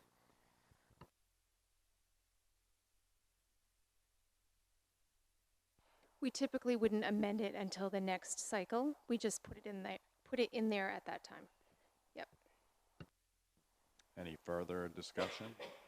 Mr. Jensen? Thank you, Mr. Chair. I just want to say I was not expecting a vote on this, and I know the agenda itself has changed, I think, twice since the Thursday when it was supposed to be submitted to us. So I'm not particularly happy that we're voting on this right now. I kind of feel like we're kind of put in a position where we don't get to speak to enough people, don't get to do enough research, but it is what it is. So if we want to call the vote, then we'll do it. No, actually, if any committee member, it wasn't on the agenda, but it's going to delay this till the next agenda, because I really, truly believe this needs to be voted on. It's not just an approve, or a head nod. We actually need a vote on this. So, I mean, it can wait till our next meeting.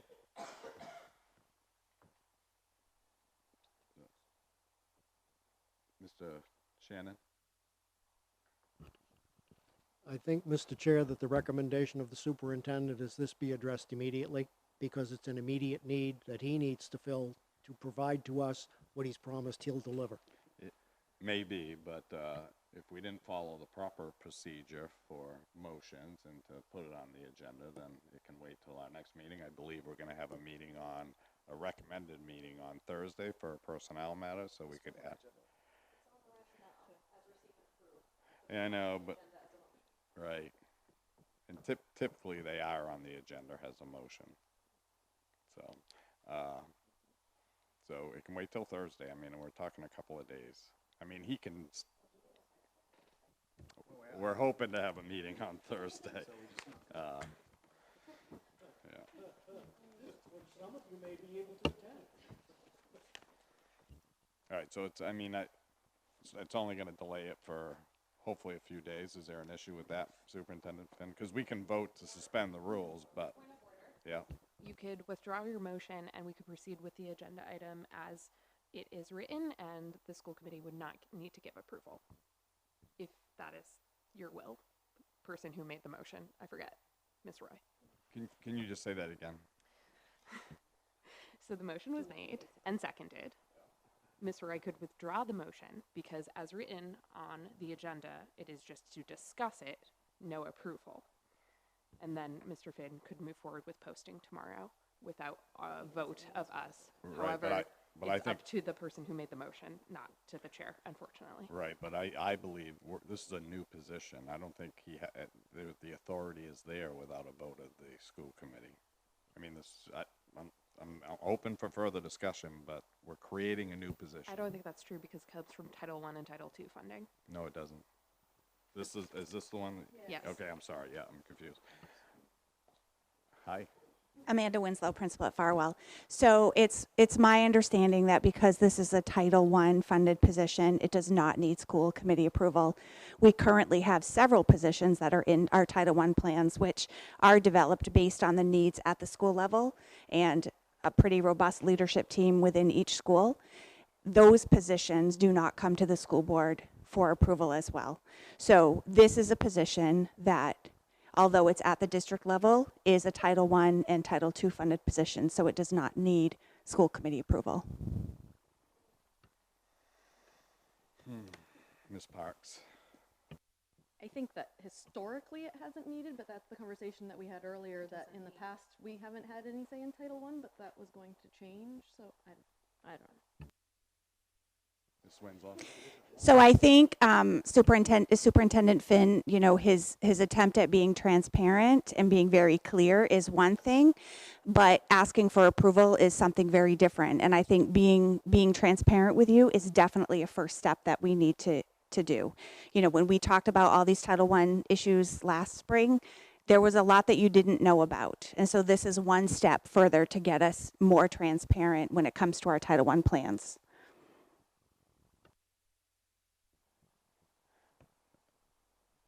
So, you remember the budget time and the elephant tamer question that I threw out there. I guess I have a hard time understanding or believing, a little bit of both, that any position could be created regardless if the school committee agreed with it or not. But you feel strongly that we have absolutely no say in any positions that are hired under Title I.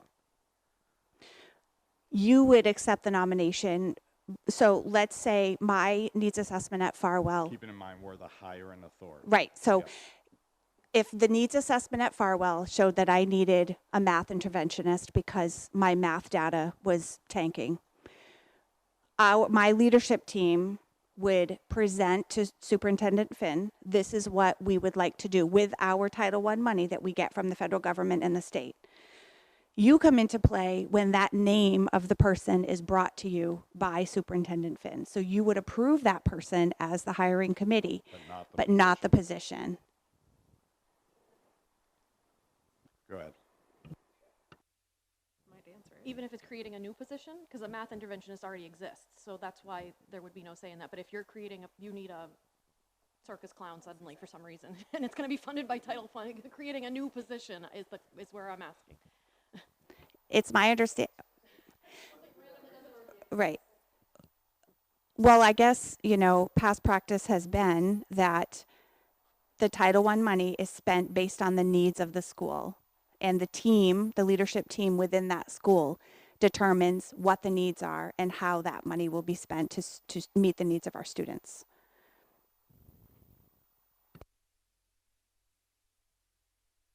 Ms. Ray? I, of course, agree because it's right with what Principal Winslow just presented to us. I don't think there is a need to vote on approval. I think this should have been purely informational, and I appreciate all of the great information, and I think some suggestions were made tonight, and maybe those will be taken, but maybe not. I think, again, this is a vast improvement over past process. The curtain has been pulled back. We have seen what's behind it.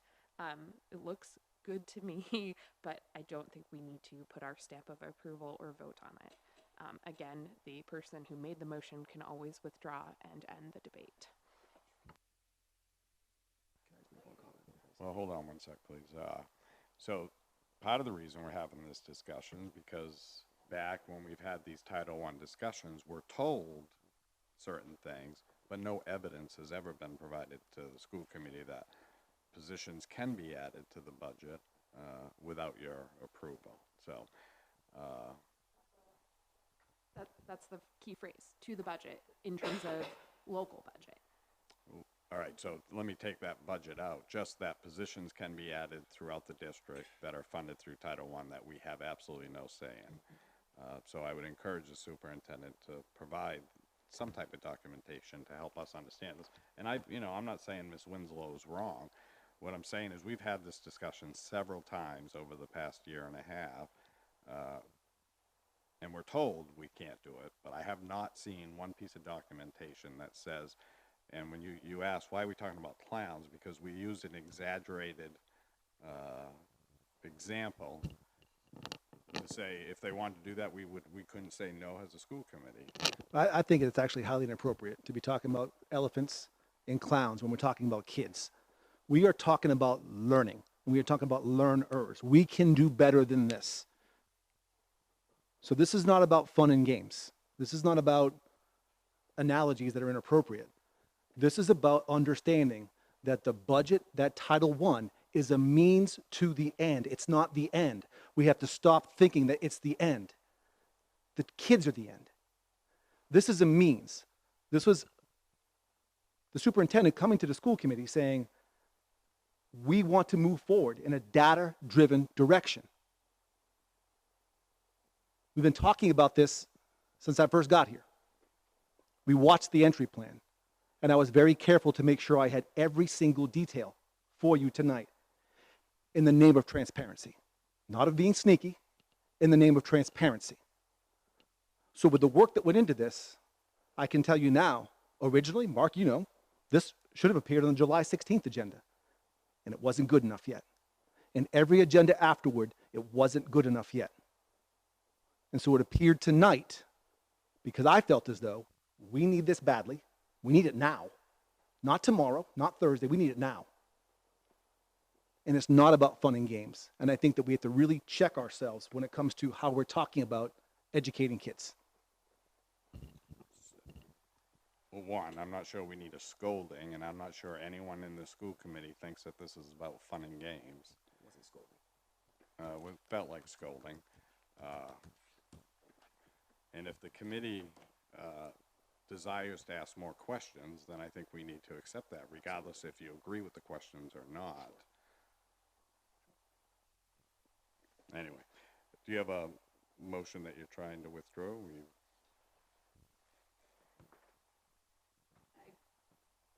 I don't mind withdrawing my motion due to the fact that it wasn't on the agenda. It was just a discussion. And I thought the vote was to boost the confidence because this is something that we all agree on. So it was more of in that spirit that I was putting it forward to say, absolutely we need this position, absolutely you should move forward with it.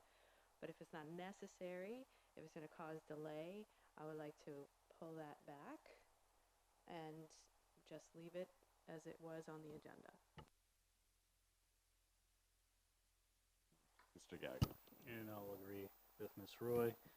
For me, it was a vote of confidence, and that's all it was for me. Thank you, and we will move to agenda item number 8, to receive and approve the proposal for a full-time special education supervisor at Farwell Elementary. Superintendent Finn and Principal Amanda Winslow will present. Thank you, Mr. Chair. Farwell Elementary School will be welcoming 436 learners back to school next week.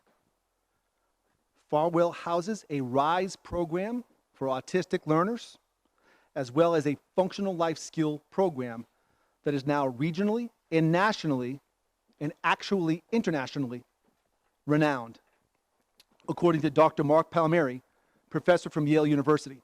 and director of the Center of Children for Special Needs. Farwell is budgeted for one principal as well as a .5 AP and .5 special education supervisor. One employee serves both roles at Farwell. Farwell was informed during the 2018-19 school year that it would be assuming an additional RISE classroom for the 2019-20 school year. This increases the number of students receiving special education services to 112. That is 25% of all students at Farwell that have an IEP. That is the highest percentage of students receiving special education in the district. But what about total numbers? Montello has 119 students that have IEPs. Connors, 109. Geiger, 102. And within the same total number of students with IEPs as Farwell, who has 112, Farwell ranks there at number 2.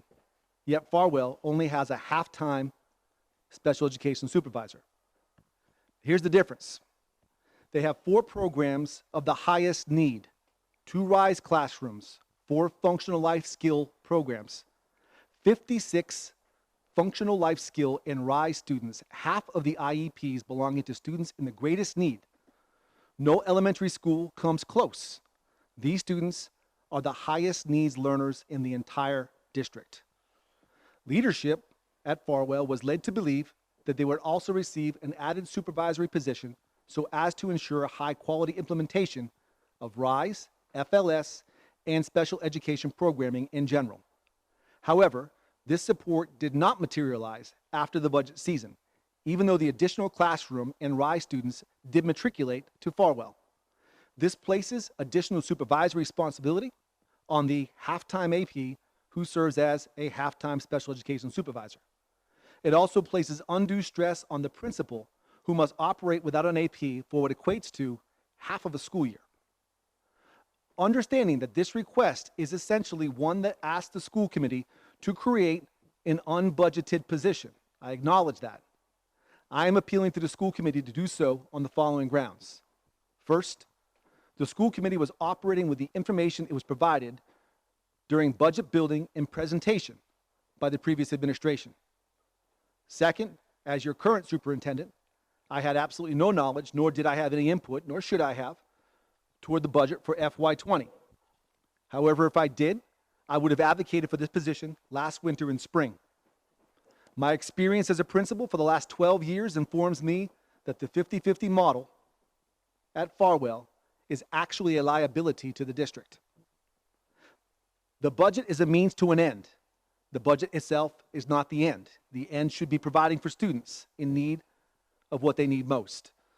The budget should allow for this fundamental concept to take shape.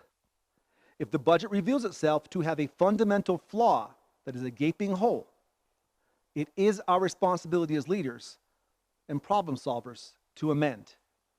While I am in complete agreement with our duty to uphold an agreed upon budget passed by the school committee, city council, and taxpayers, I am also aware that the city, school committee, and taxpayers need to know all of the information, and now you know that. We must also uphold the obligation to our parents, students, and teachers, and building leaders to provide a world-class education within the best of our capabilities.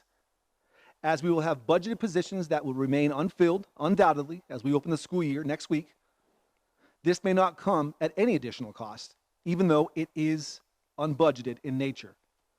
I am appealing to the school committee to take into account any input from the Farwell principal and our special ed director who are here this evening. I ask for your approval of this one-time unbudgeted item so as to ensure appropriate supervision not only within the special education milieu at Farwell, but for all students. Ms. Winslow, did you want to say something ahead of our discussion? Sure. So many of you know me on a more personal, professional level. I've taught some of your children. I've taught some of your grandchildren. I've even worked with you on some special projects at Farwell or at other schools. And you know a couple things about me. I'm not a complainer. I'm not somebody who's going to stand in front of you ever and complain about something. I am very much a positive problem solver. This problem that is surfacing itself at Farwell is outside of my realm of being able to solve. I am the kind of person that I look at the big picture and I just do. I'm a doer. I'm a worker and I'm a doer, and I'll get things done. We're now to the point where April is the halftime assistant principal, I say halftime lightly. It's more like 80% special ed supervisor and about 20% assistant principal work. We're to the point that this is becoming overly taxing on not just us, but the students and staff.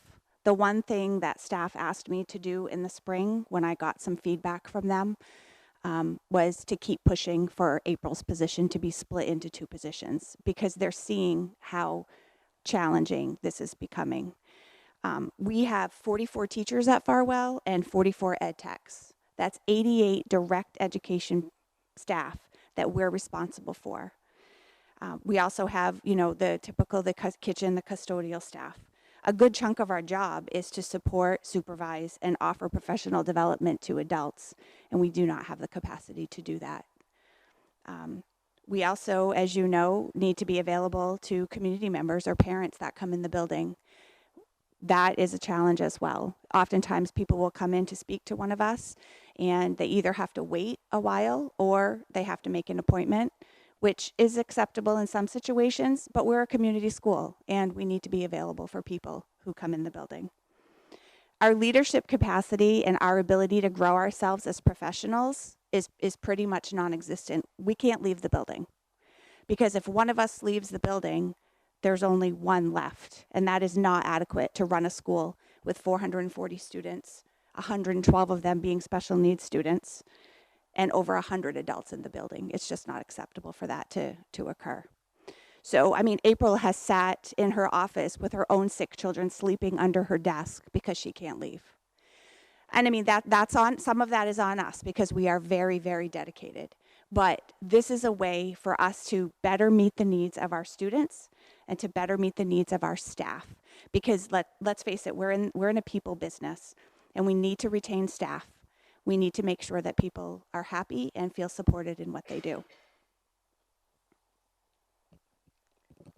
Ditto. I first want to begin by saying this is something that for the last 3 years I have placed it as a #1 priority for our buildings. Farwell really has been able to embrace our students, some of the students with the highest needs.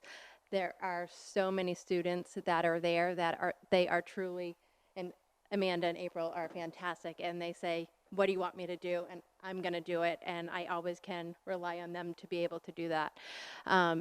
In this presentation for the RISE cohort going over, we did talk about the possibility of another administrator being there to help support the immense amount of work that it was going to take to change the functional life skills program, which we are in the process of changing that into a very highly specialized program, as well as our RISE program, bringing it K-6.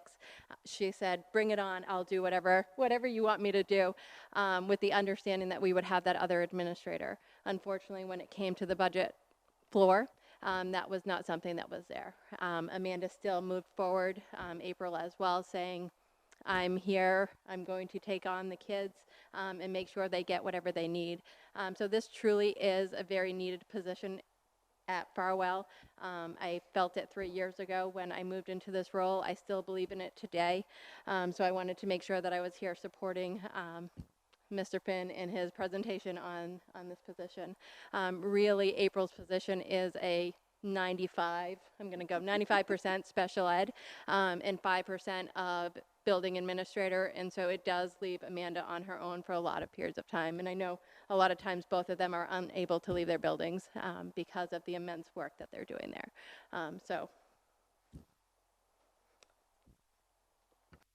Ms. Whitlow. Thank you. There's no doubt in my mind that this is a very much needed position. Sorry that you've had to work in those conditions. With a smile, we know you don't complain. I'm sorry that you've had to try and get this position for 3 years. I'm going to make a motion right now, if that's possible, to approve this position. Second. Moved and seconded, Ms. Whitlow and Mr. Jensen. Any other discussion? Ms. Ray? Just have a few questions. Superintendent Finn, you said a lot of numbers during your presentation. I appreciate catching some of them. Okay.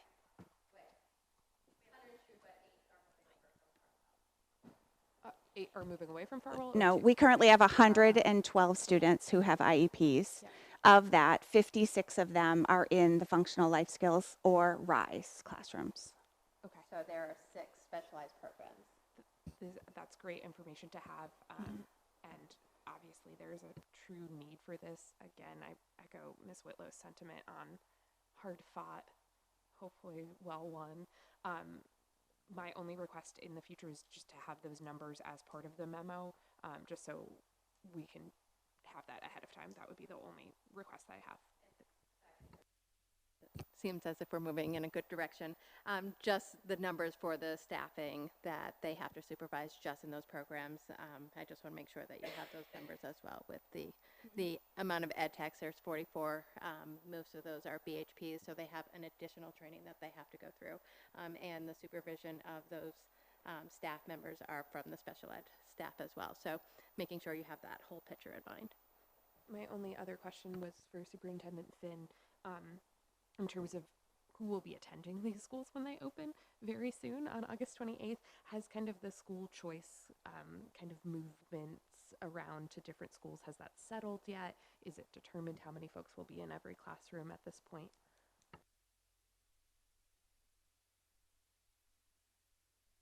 Prior to school opening up, our choice applications have really dwindled down. We've got a very good, firm grasp on who's going where. Connors is something to certainly keep our eye on because it's wonderful that it's filling up so quickly, but there are currently fewer than 100 seats left at Connors. So that's very exciting that folks want to be there as well. But as far as Farwell goes, very confident that we're probably looking at, give or take a dozen or more, perhaps after Labor Day. That's about where we'll be sitting. Ms. Cordimash? Thank you. I might have missed it in your numbers that you gave, but how many students came from Geiger, new students from Geiger to Farwell? Well, there's actually 6, but the classroom itself is going to be 8. We wanted to make sure that we had room for the incoming K students coming on board, so there's going to be a total of 8. I just want to add to that, with the classroom, there are 7 ed techs coming and a classroom teacher coming for that one classroom. The RISE programs are very well supported, as they should be, but on the administrative level, that does present more people to supervise. So just, it's not just 6 students. And the service also go along with those students. Mr. Gagnon? This is more of remarks. A few years ago, we added a wing. We also added, in the last wing, that we could actually expand in our grade schools. We also added parking, and at the smallest school. So I want to commend you for all the work that you've done there. But with everything you're telling us today, I can't, and I've been to your school. I can't imagine where folks are parking anymore. Are they parking on the lawn? Interestingly enough, we've just had a redo of the aerial, footage of the parking lot, and they're doing a new pattern. And with the new pattern, they're able to add about 10 more spaces. So without costing the district any money, just by restriping, which was needed anyway. I mean, there are no stripes there. So what they'll do is sort of change the direction. I can definitely share the visual with you. You'll see it though, hopefully next week. But yeah, we'll be able to add about 10 more spaces just by changing the pattern. Mr. Jensen? Thanks, Chair. Yeah, just earlier this week, I saw you guys have a nice sign on the lawn that says staff parking only. You're like, but that's not tar. So I park there. I walk in the wet grass. Let's see, just one question, then a comment. How much do we have in our reserve fund balance right now?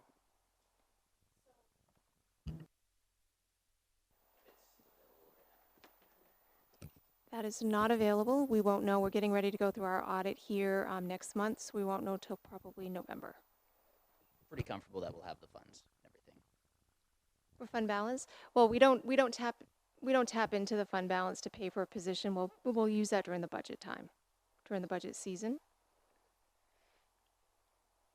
Okay, I might just be confused right now. So, because I remember in the past, like when we've done budgets, we've used past reserve balances. So, I guess where is the money coming from now? That's exactly what we do. So during the budget season, we actually book that as a revenue on the revenue side, and then we do the expenditure side. So essentially, we are using it, but we don't say, well, we need $50,000 and it's going to come from our fund balance.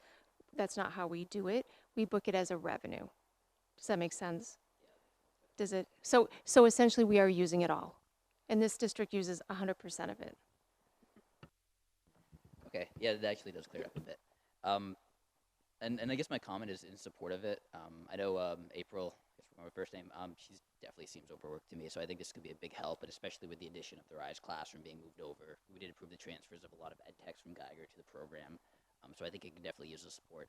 It is tough being an out-of-budget expenditure, so I mean, we do have that in the back of our minds always, but given the needs of the district and the students involved, I think this is something that's worth spending the money on.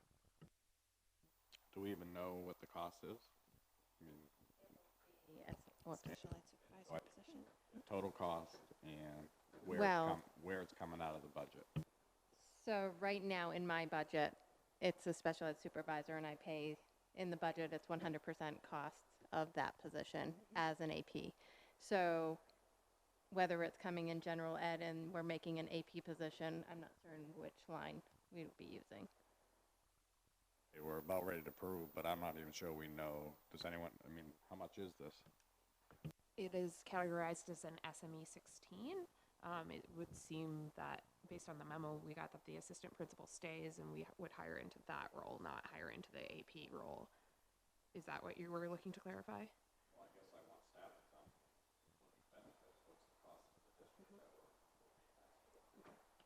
If, Looking at the chart. if you look at that Well, chart, what is yeah, what's the pay range for an SME 15, 16? Step 1 starts at 72,270, and step 7 of the same pay scale is 85,457 with benefits. I'm guessing that's more around 90, right? Guessing. Mr. Shannon? Until the person is selected and makes their elections for what their benefits will be, you can't have a fast figure. You're only looking for an estimate.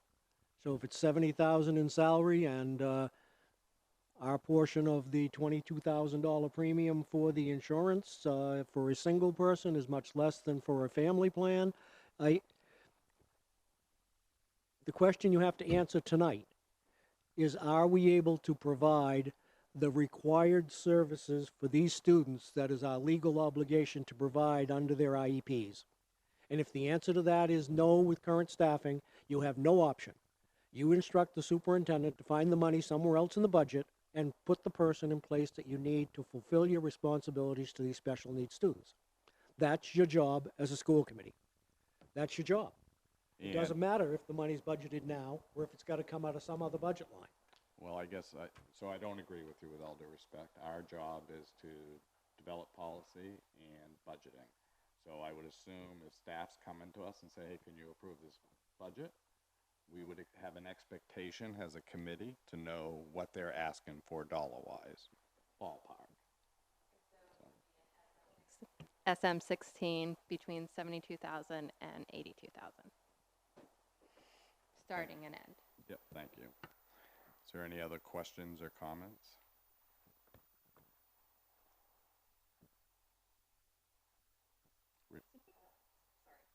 No, go ahead, Ms. Ray. The only thing is, I think as we're learning through this process, maybe also putting in the memo in the future the entire cost for any positions as they come up would be helpful. Is that what you were asking for?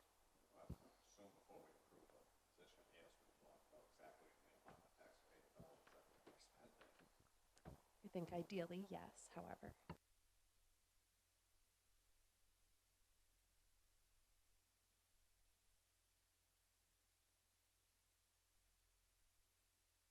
Did you have a question? No. Shannon? What's the bottom line of the budget that was passed by the school committee? It's a dollar figure. The superintendent is not authorized to spend one penny more than that dollar amount. No matter if there's 22 positions that weren't listed in the budget or 22 that aren't filled.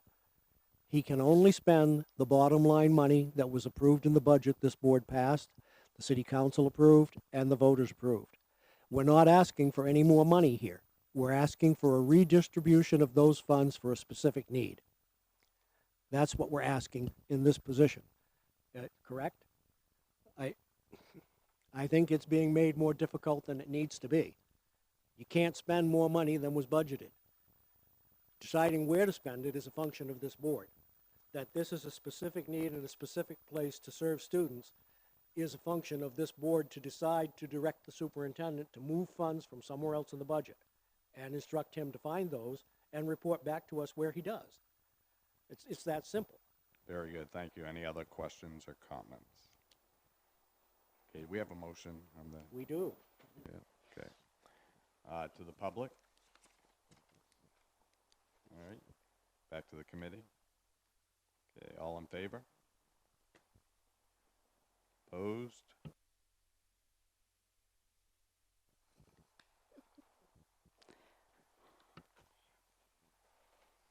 All right, we'll take a 5-minute recess. Before you take a break, I really want to thank you. Your support for students and the staff at Farwell is very clear right now, and I really, really appreciate that. I am a little teary, but it'll be great. Thank you so much.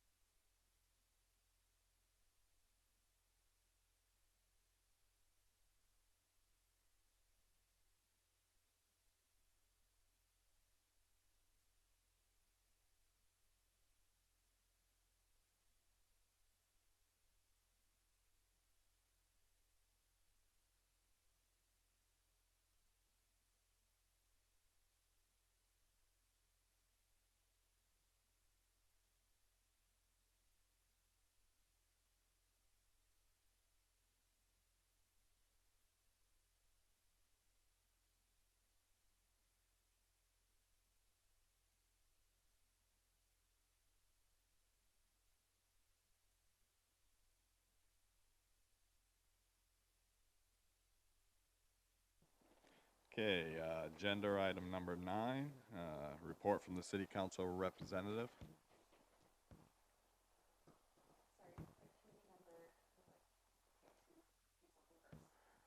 So let's can we run through these quick things real quick? If you could, briefly. Briefly. If you can. We'll see. So we, at the city council met last week. A couple of things that we discussed were, and are of pertinence to the school committee. One was a workshop on collecting sharps, so needles for appropriate disposal within the city. There is an effort to put sharps disposal containers in all of our parks to protect our children better, and hopefully partner with Public Works to properly dispose of those. I know there's been a number of reports on school grounds and not, and in places where children are, of kids finding sharps. And so for appropriate disposal, that has been presented to us and will be funded for the first year. And then the council would have to take up that action in the following funding year. There's also a housing committee that's being discussed and will be voted on our September 3rd meeting. This is to talk about ongoing housing issues. We had a rental registration committee, and from that, the recommendation for the housing committee came out, as someone referenced earlier and continues to be true. Can't do homework without a proper home and a safe home, and a home that is affordable to you and your family. And so we're going to work on some of those issues. I think that will also lend nicely to the poverty awareness subcommittee of the school committee. Other than that, as you all know, I am a member of the Maine Educational Policy Research Institute, and we had a steering committee meeting today.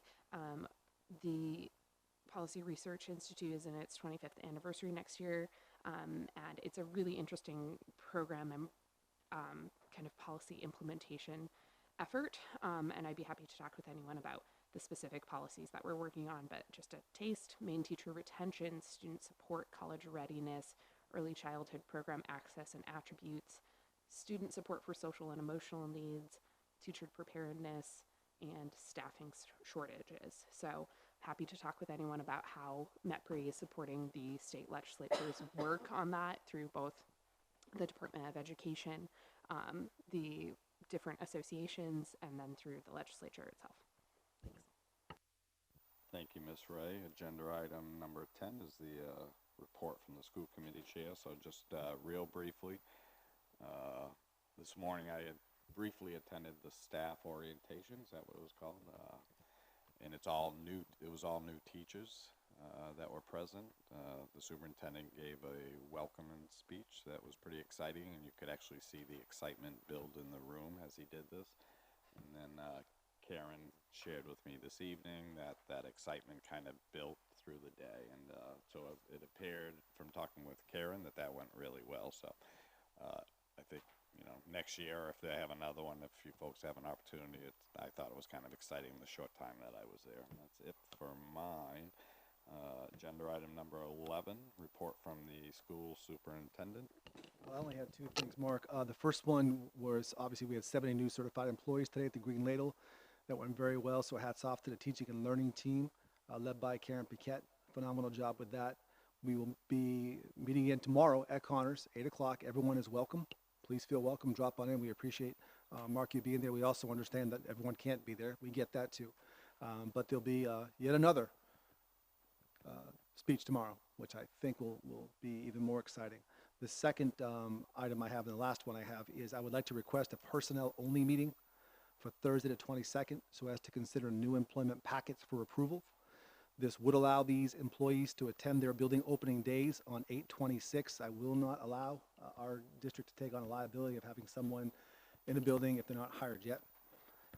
The district opening day is on the 27th. If we could have a quorum to meet at, I would say, 6:15. We do have the Connors opening that day, but that's over by 6. Perhaps in my conference room or even up here. That would be of great assistance to Human Resources payroll, and I would ask that the school committee just consider having a personnel-only meeting on Thursday the 22nd. So Mr. Shannon also suggested maybe right at Connors, because there might be enough of us there. Ms. Ray, I'm sorry, go ahead. My only question was about the dedication of Connor School. Is that a whole program? Should we be there for the whole 90 minutes and then expect to stay for the school committee? Or should we come later so that we can then stay for the school committee meeting? So that's a great question, Alicia. The grand opening, let me just delineate the grand opening and the actual dedication are two different things. So the grand opening is you'll see a lot of bouncy houses and dragons and things like that. That will be at Connors from 4:30 until 6 o'clock on the 22nd. The formal dedication is going to take place on September 18th at 10:30. So a lot more formal. Connors family members will be there. We're inviting all kinds of dignitaries, yourselves included, to come to that as well. So if we did want to meet up at 4 o'clock or even after 6 at Connors, that might be a great idea. I'll be there at 4. So. All right, so do we have a quorum of people that could make that? For 4 o'clock on Thursday? No. Do we still have a meeting on Monday? Next Monday? I mean, I could be there. I could be there at 4 on Thursday. Yeah, he wants this before, So they can go before there. the start of school. Right. So do we eliminate the 26th? I don't know yet. Let's figure out this one first, if we have a quorum. Okay, so hands up if we can be there. So, well, I guess, would people be available at 5, or is that too early? 5:30? Okay, so you're... So 5:30? Would that, yep. And would we be interrupting the open house at all if we stayed for the initial and then stepped off? No, not at all. We definitely found it. Okay, so we have a quorum for 5:30. It's yep. All right. And can you just make sure you send us a room number or something? Okay. And that won't us being in a room won't interfere with tours or anything. Okay, very good. We'll make sure it's first floor. There's a couple of open offices there too that we can utilize. Okay, agenda item number 12, future agenda items. Anything? Ms. Parks? Oh, I'm sorry, go No, ahead. I just wanted to, it's future agenda items or community involvement type of stuff, because we should probably put that on there. I just want to say, probably most of you know, because I was always posting on Lewiston Rocks, but our Lewiston boys did well at the regional tournament for the baseball game. They were fourth. They came fourth in the region, so that's New England. So they did well, but thanks for your support.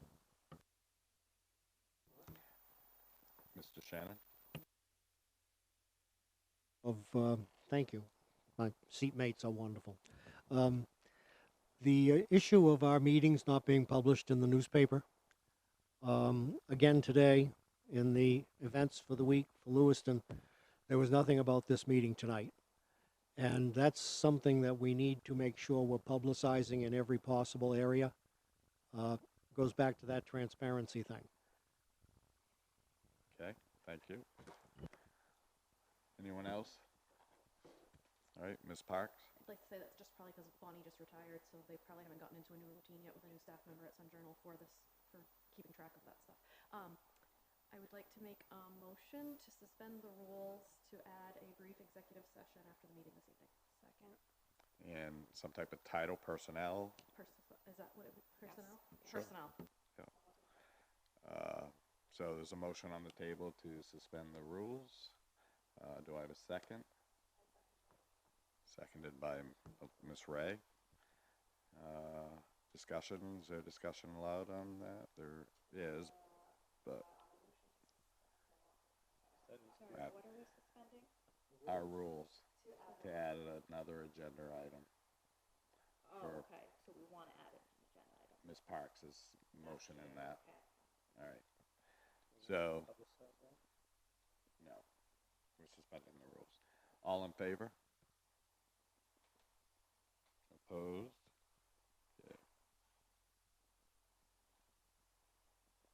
So I'll need a motion to go into executive session. Motion to go into executive session per MRSA 20, I think, regarding personnel. Okay, do I have a second?